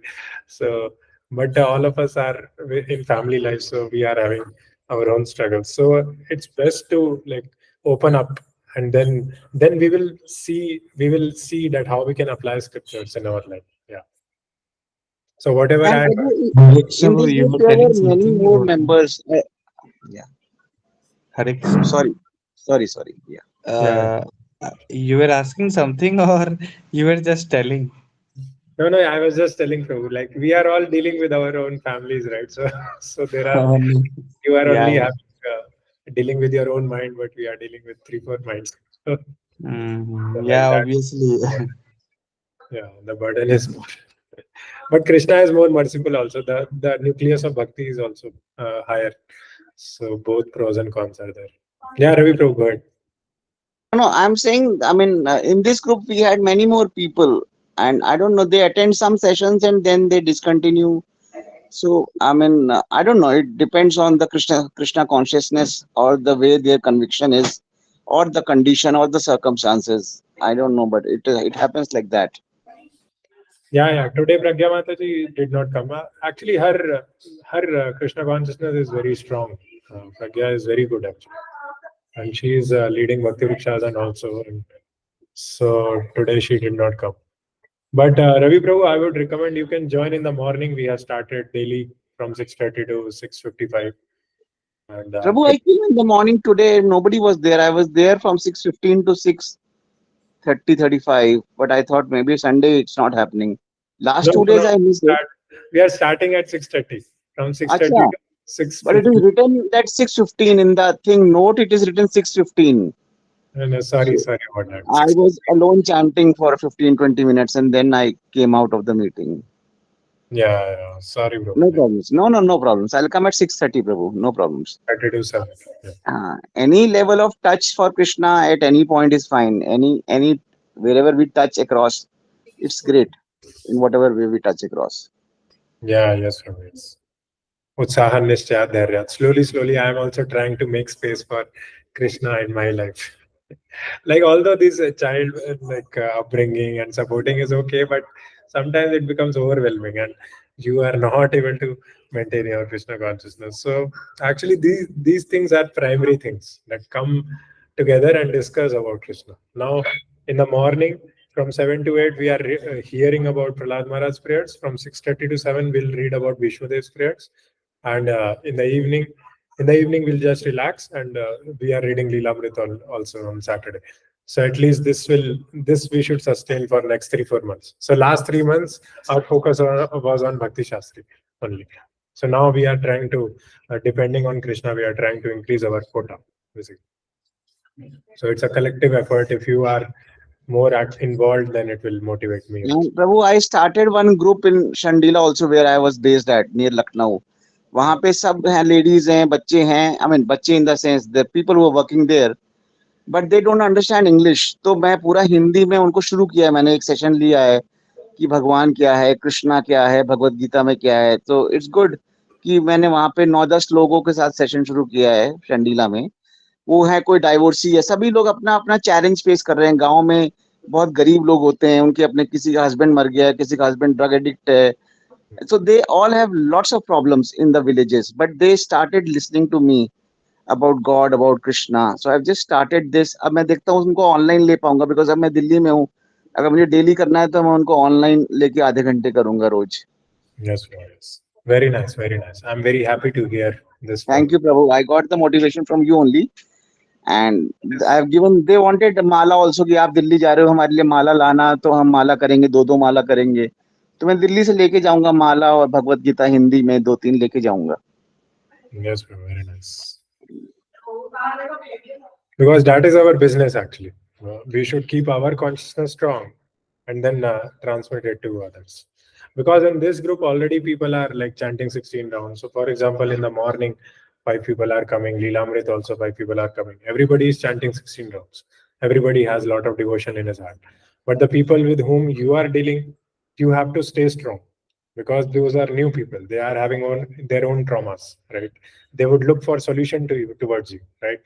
So that in that situation, your strength is foremost in order to nourish them, and try to do in a systematic manner. Our Maharaj says that once a week you do, and you make a good relationship. and you start hearing also from Prabhupada Maharaj. Like you come morning is 6:30 to 7, you'll feel nourishment. Yeah. And you Right, get- Prabhu, right. Thank you, Prabhu. Okay, thank you, brother. Okay, 34th verse. I think 10 shlokas we have to recite. अकीर्तिं चापि भूतानि कथयिष्यन्ति ते व्ययां सम्भावितस्य च अतिरिच्यते. People will always speak of your infamy, and for a respectable person, dishonor is worse than death.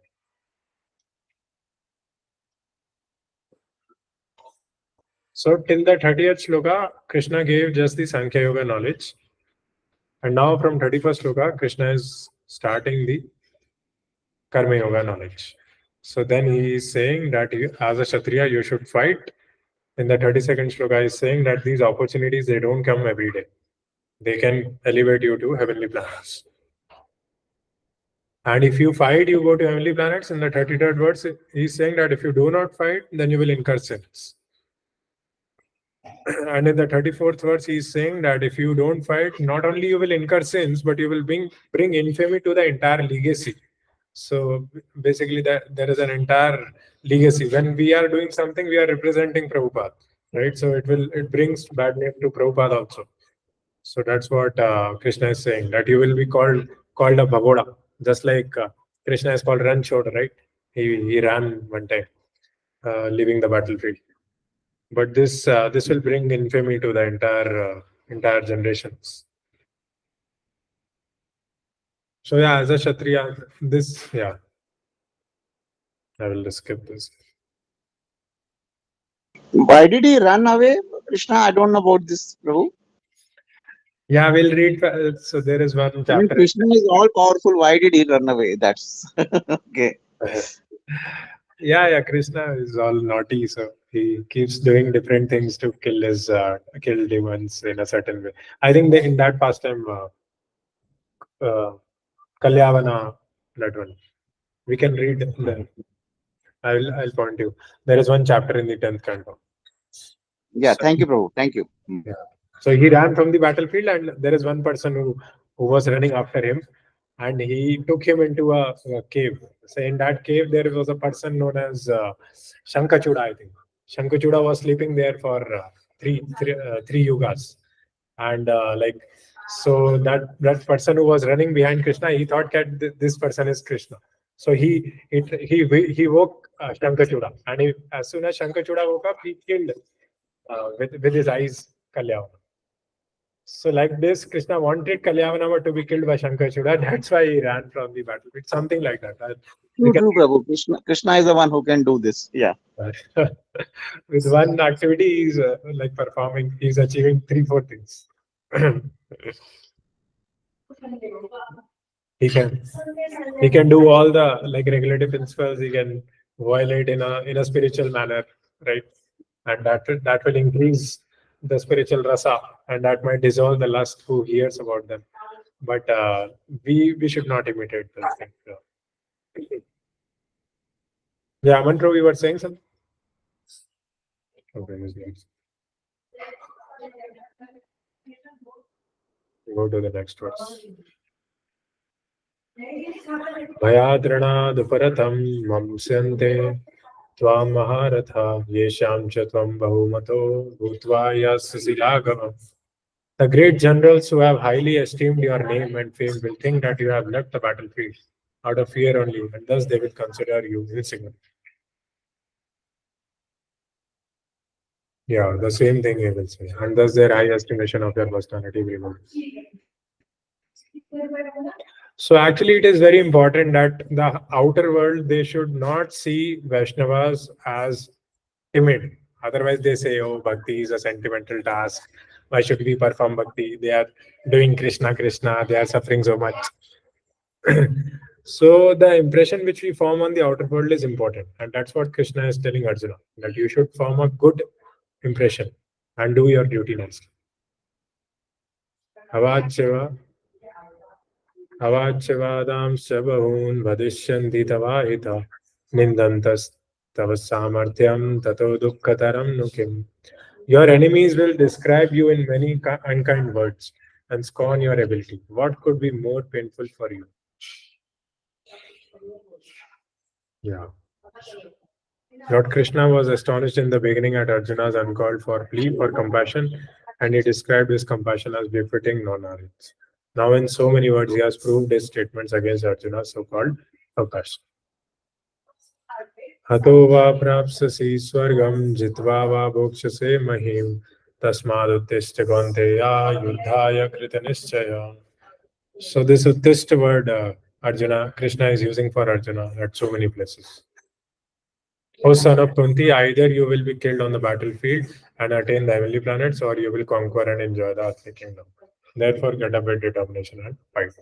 So this is the conclusion of this section, from 30th verse till the 37th verse. Even though there was no certainty of victory for Arjuna's side, he still had to fight. For even being killed there, he could be elevated into the heavenly planets.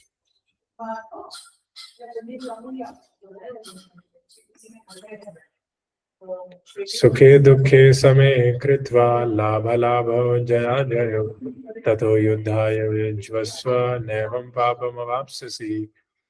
Do your fight for the sake of fighting, without considering happiness or distress, loss or gain, victory or defeat, and by so doing you shall never incur sin.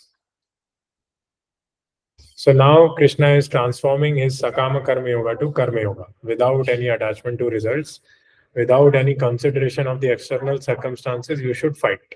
Because Arjuna, otherwise, he's saying that relatives are there, attachment is there. Krishna is saying, don't consider anything. You just follow my instructions. Purposely. Simran Mataji, you want to read 38th verse?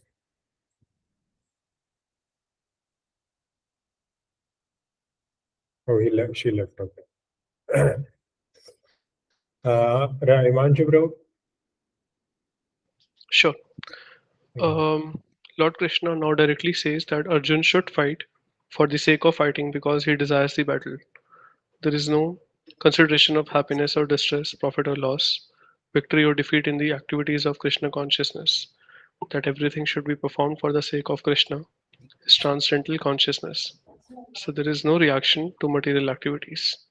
He who acts for his own sense gratification, either in goodness or in passion, is subject to the reaction, good or bad. But he who has completely surrendered himself in the activities of Krishna consciousness is no longer obliged to anyone, nor he is a debtor to anyone, as one is in the ordinary course of activities.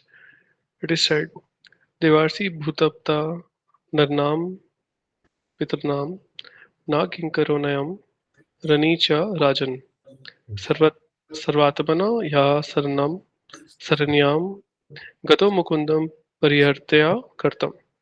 Anyone who has completely surrendered unto Krishna Mukund, gives up all other duties, is no longer a debtor, nor is he obliged to anyone, not the demigods, not the sages, not the people in general, nor kingsmen, nor humanity, nor forefathers. Bhagavad Gita 11.5.41. That is the Bhagavatam, sorry.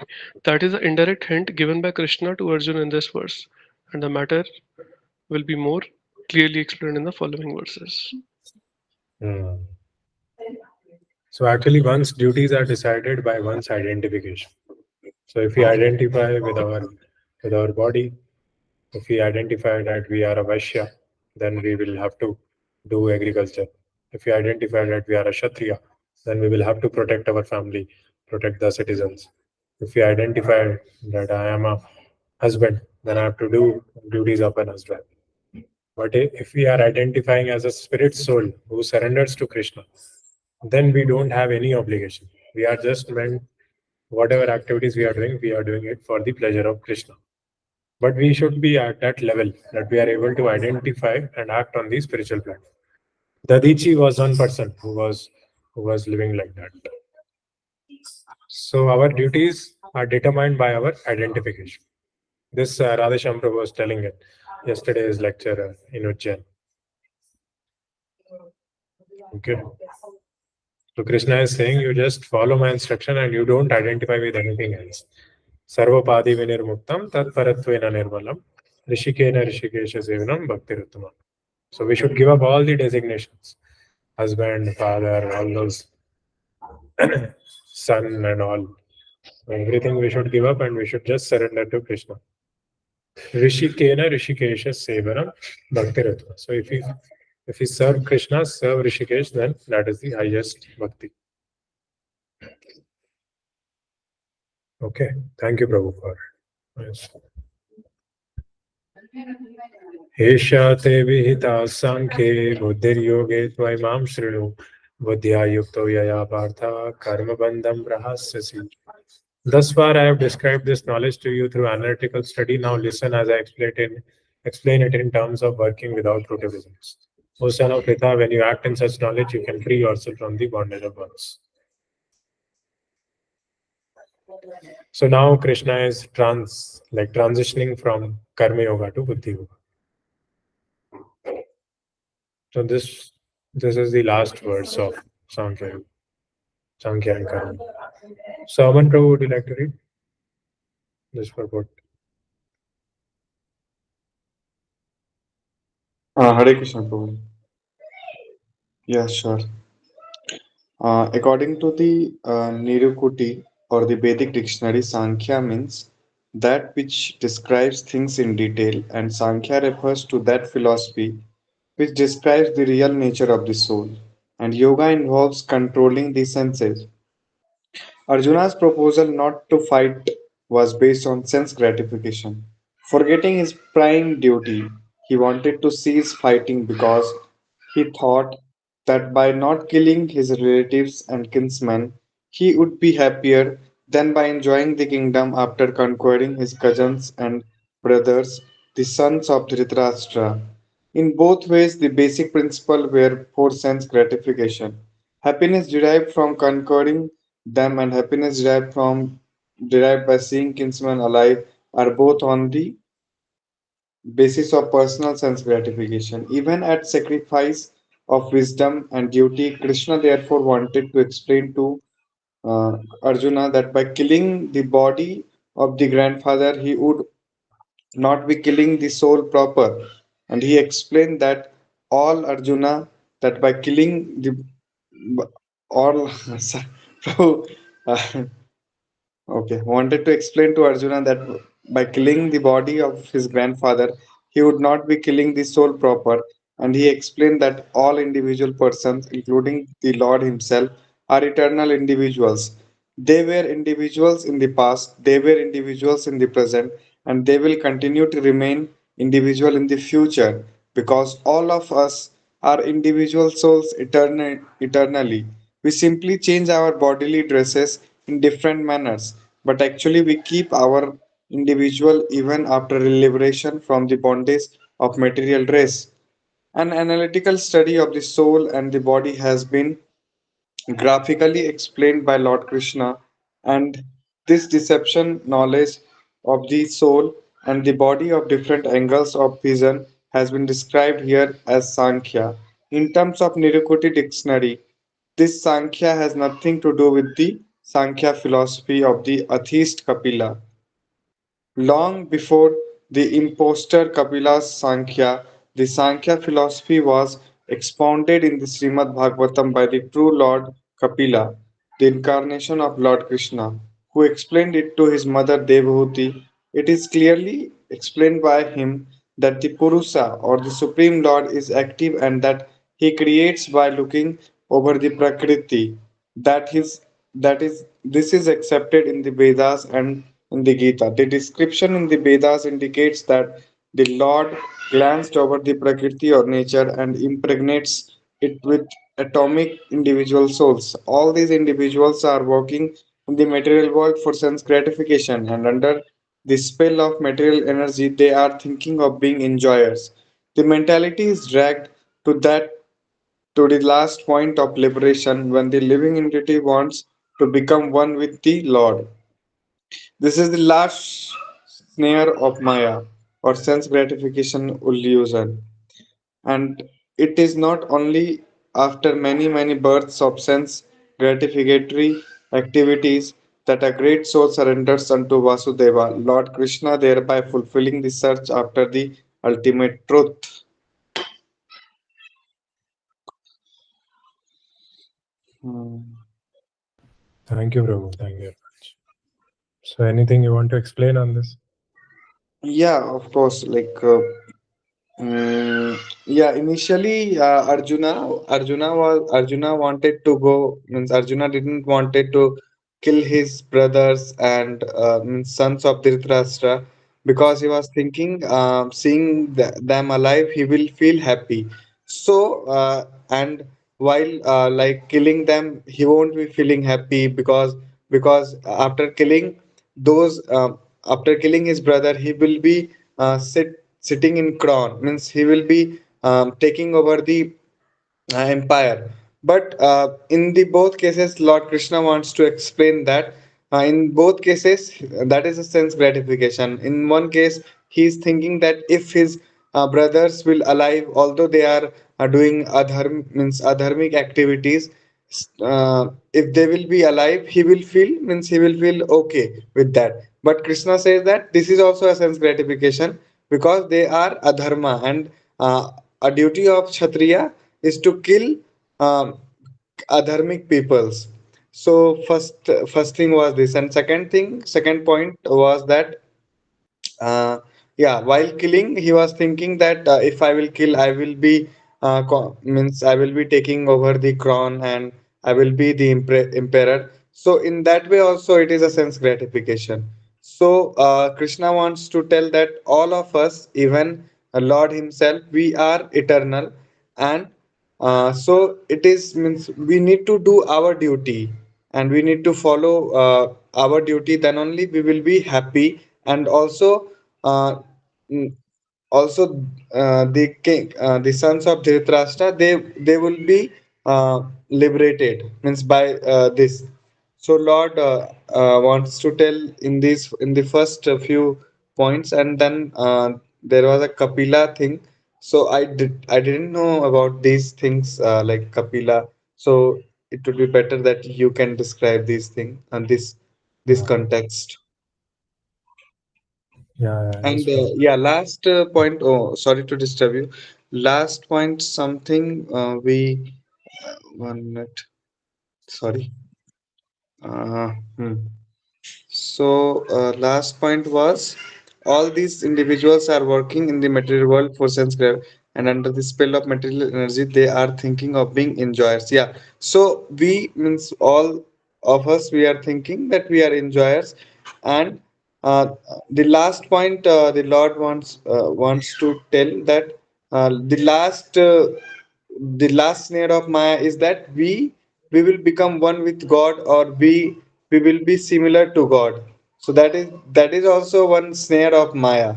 Like it is written, and become one with the Lord. So this is also a snare of Maya, and Maya will test in this also. And we have been and also one more point, that we are doing sense gratification from a billions of birth.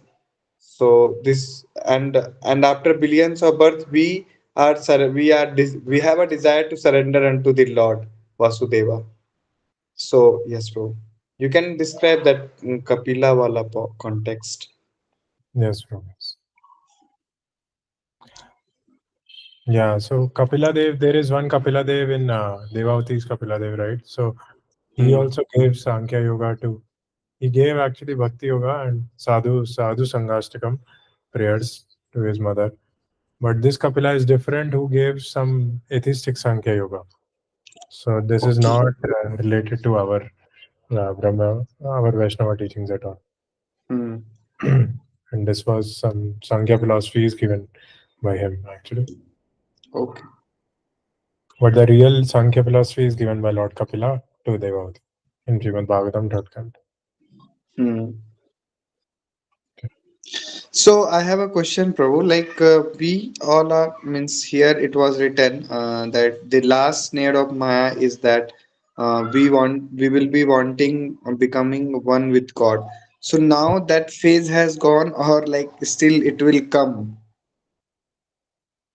Yeah, because we are following the Vaishnava parampara, and like we are trying to understand things as it is. So is it possible again to, means after a point of time we can get this thing? Yeah. Krishna bolia ji bhogwancha kare, pashete maya thare, japoti yatare. So as soon as we forget Krishna, immediately Maya will catch us. So even if you are doing some service, you are teaching some Bhakti Vriksha, and if you start thinking that these are my people, I will teach them according to me, I will control them. So that is the last snare of Maya. Oh, okay. So this Labha Puja Pratishtha, these are the actually the last subtle weeds which come on our when we preach and when we, because when you do bhakti will give you opulence, because there is so much kleshagni has gone, shubhada is coming, auspiciousness is there. Good question. Matlab, we continuously we have to check our consciousness. Yeah. It's a continuous bhakti is a process of continuous refinement. Aspects. Thank you. Yes, Prabjit Rao, you were asking. No, bro, ji by mistake वो हो गया था entry. Acha. Next 5 verses are very important verses and very like. Is it okay if we extend for 10 minutes? Yes, bro. Okay. So now basically Krishna is starting the Buddhi Yoga chapter. He's saying that till now I discussed on the basis of Sankhya Yoga that what are the characteristics of the soul, and like you are the soul, you are not the body. Now I will explain it to you without in terms of without any fruitive activities, how you can perform your work with Buddhi Yoga. So if you do this for a very little amount also, that can save you from the little amount of from the worst danger. And this is told in this verse. Worst danger is to gliding down into lower species. So even if you do little bhakti, if you take little bit association with devotees, sadhu sanga, sarva shastra hoye, lab matra sadhu sanga, sarva siddhi hoye. So even love is the 1/14th part of a second.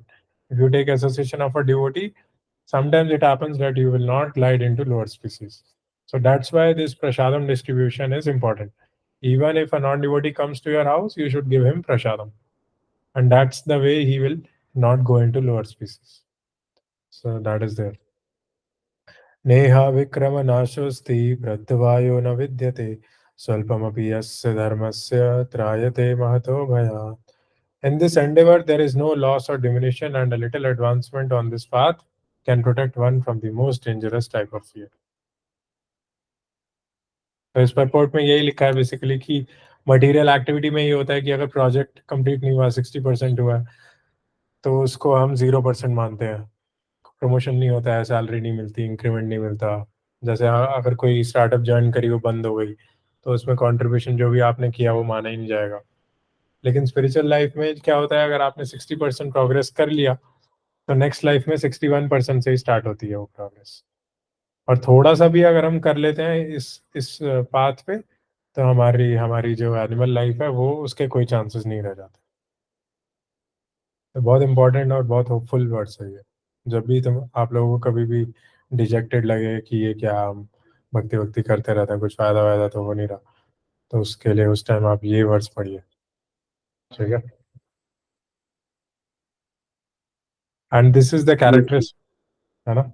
हाँ, yes. क्योंकि ऐसी ये dejected state वगैरह आती है, मतलब आजकल हम लोग जो भी खा भी रहे हैं वो भी बहुत प्योर नहीं है, तो वही हमारा कॉन्शियसनेस वही बनाता है actually.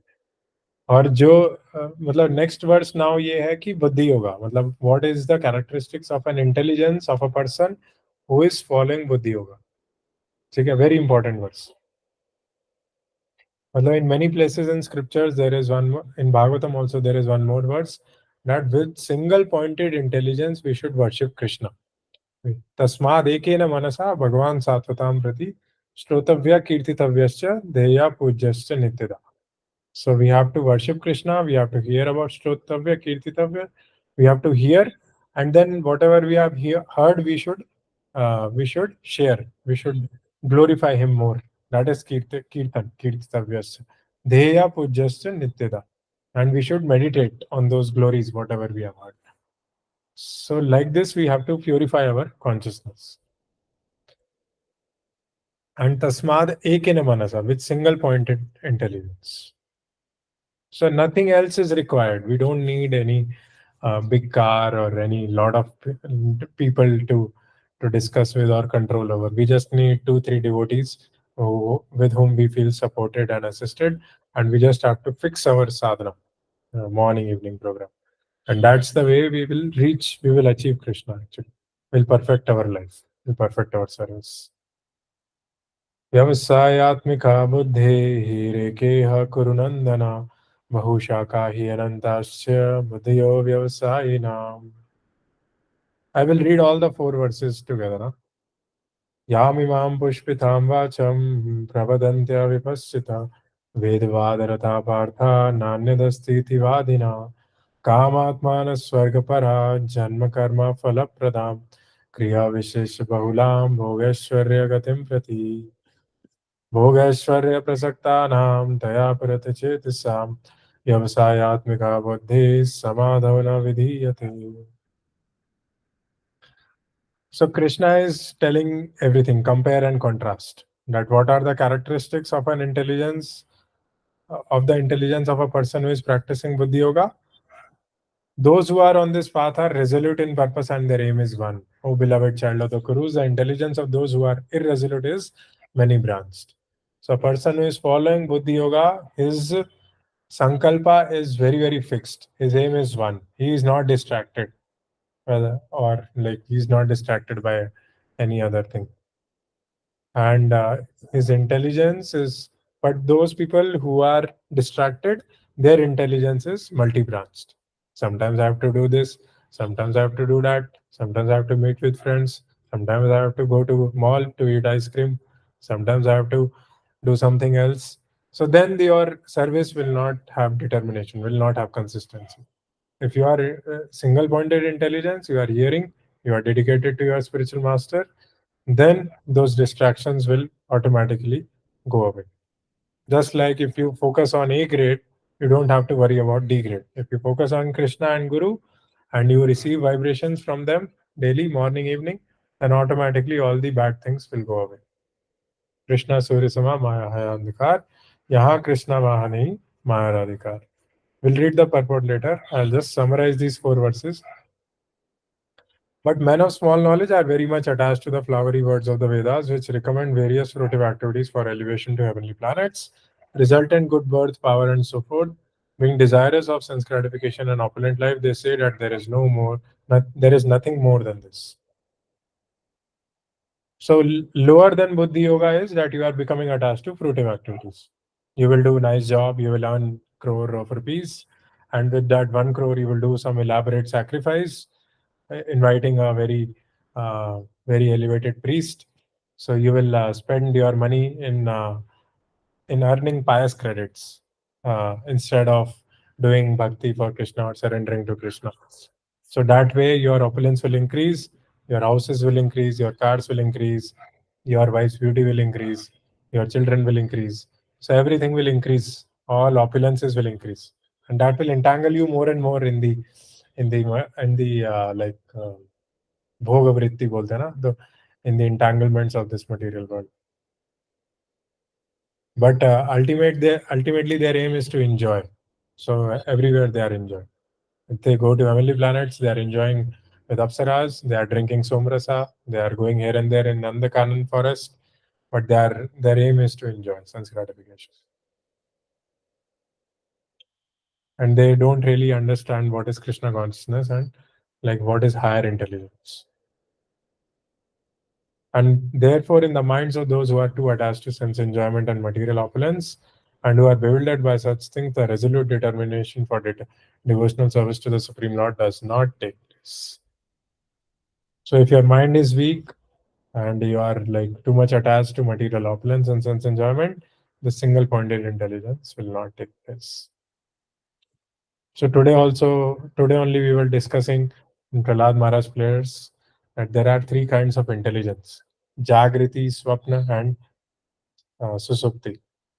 So, like above the mind is intelligence, right? So, with the intelligence, if your intelligence is on, then you can introspect.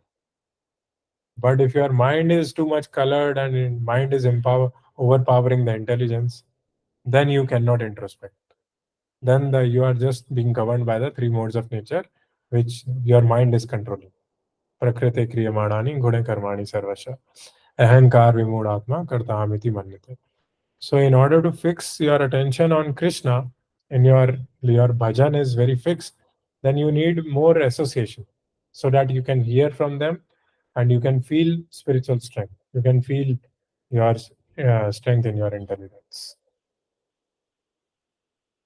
So Prabjit Prabhu, you would like to read purport? You are there? Yes, Prabhu. Yeah, good.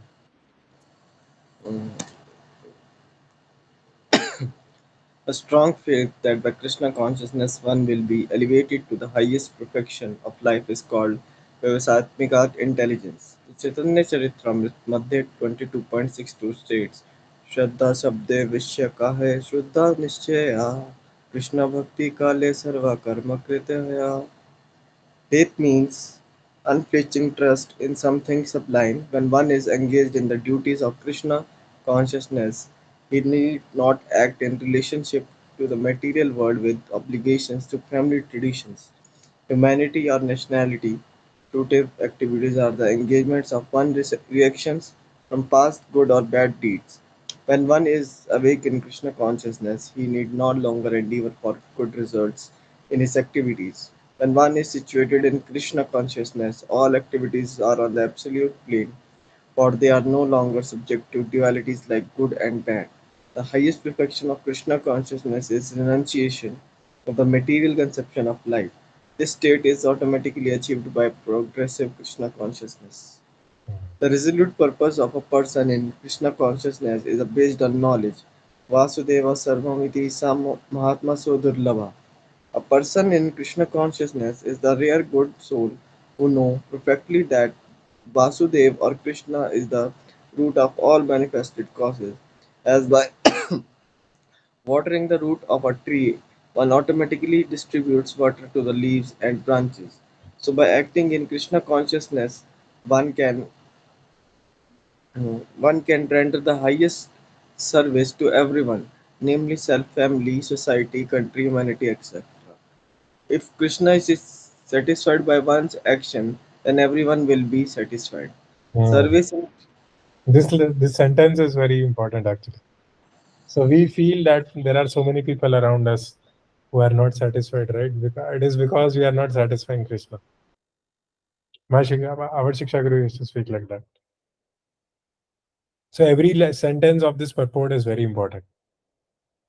A person can become single-pointed intelligence only if he is able to see Krishna everywhere. You see, if he is able to see Krishna in the hearts of other devotees. If he is slowed down, he is understanding the other person's feelings, emotions, and finally observing Krishna. How Krishna has blessed a devotee. Yeah. Go ahead, Prabhu. Sorry. I interrupted.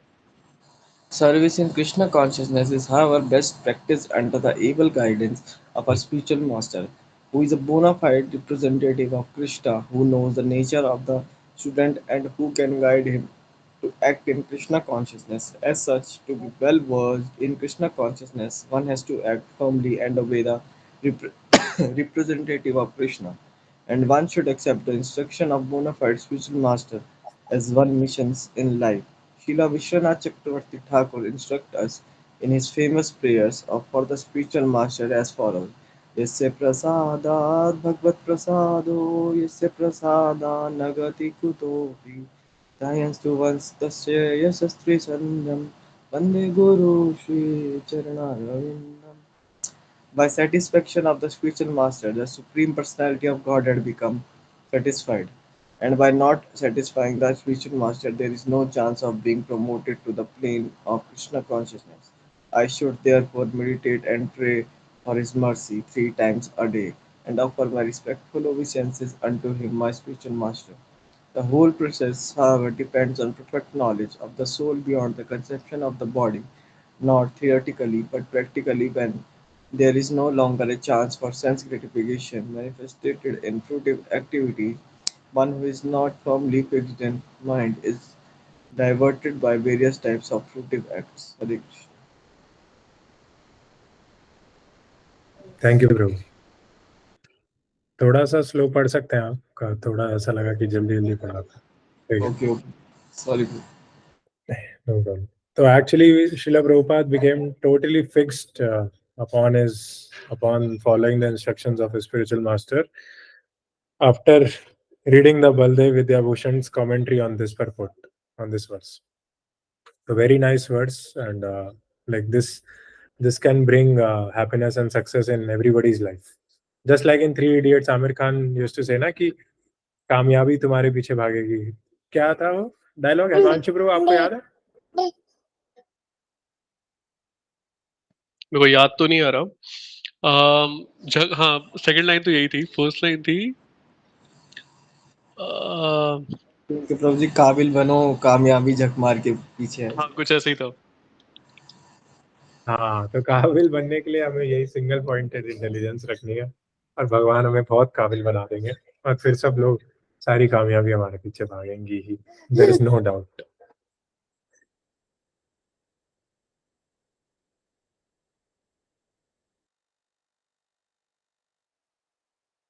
Himanshu bro, can you read this purport? Last one, okay. People in general से पता पढ़ना है ना? Hello. Yes bro, yes. Okay. People in general are not very intelligent, and due to their ignorance, they are most attached to the fruitive activities recommended in the Karam Kand portions of the Vedas. They do not want anything more than sense gratificatory proposals for enjoying life in heaven, where wine and women are available, and material opulence is very common. In the Vedas, many sacrifices are recommended for elevation to the heavenly planets, especially the Jyotistam sacrifices. In fact, it is stated that anyone desiring elevation to heavenly planets must perform these sacrifices. And men with a poor fund of knowledge think that this is the whole purpose of Vedic wisdom. It is very difficult for such inexperienced persons to be situated in the determined action of Krishna consciousness, as fools are attached to the flowers of poisonous trees without knowing the results of such attractions. Unenlightened men are similarly attracted by such heavenly opulence and the sense enjoyment thereof. In the Karamkand section of the Vedas, it is said, Apama, Apama, Somam, Amrit, Abhuma, and Aksham Ha Vai Chaturmasya Yajana Sukritam Bhavati. In other words, those who perform the 4-month penances become eligible to drink the somras beverages to become immortal and happy forever.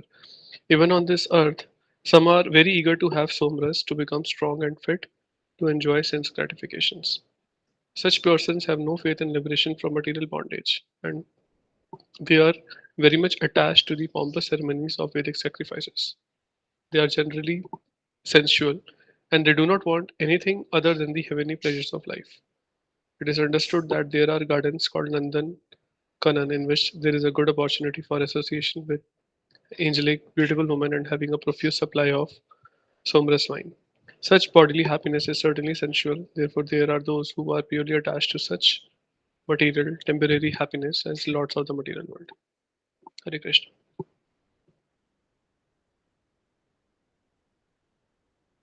Yes bro, actually this Somarasa. You had already explained this in. Yeah, we have read second chapter entire. Yeah, okay. But in this Bhakti Shastri, we'll read all 18 chapters slowly. Okay.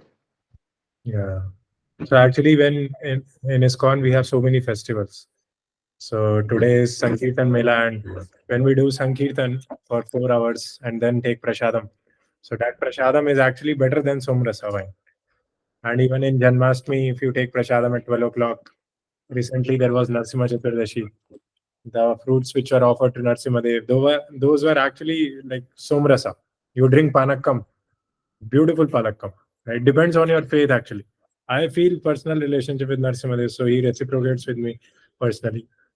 So like that, basically within Bhakti, there is the opulence of everything else. Somrasa wine will be there. Apsaras will be there. Apsaras is not needed actually. But all the all the things which you need for purification and for your sense satisfaction will be there. Okay. So next verse, Ravi Prabhu, you will read the purport. The small words or small purport.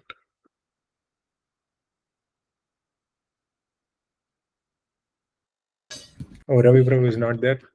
So Himanshu Prabhu, are you coming to drink the Somrasa of Sankirtan today?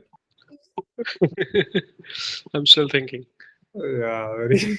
I know. बहुत दूर है यार. Read the purport. हाँ, मैं purport read कर देता हूँ. Samadhi means fixed mind. The Vedic dictionary, the Nirukuti says, Samyag adhyate smin atma tatu yatha matavayam. When the mind is fixed for understanding the self, it is said to be in Samadhi. Samadhi is never possible for persons interested in material sense enjoyment and bewildered by such temporary things. They are more or less condemned by the process of material energy.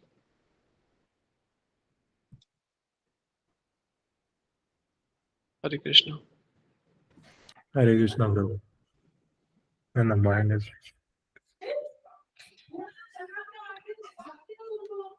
Yeah, interested in material.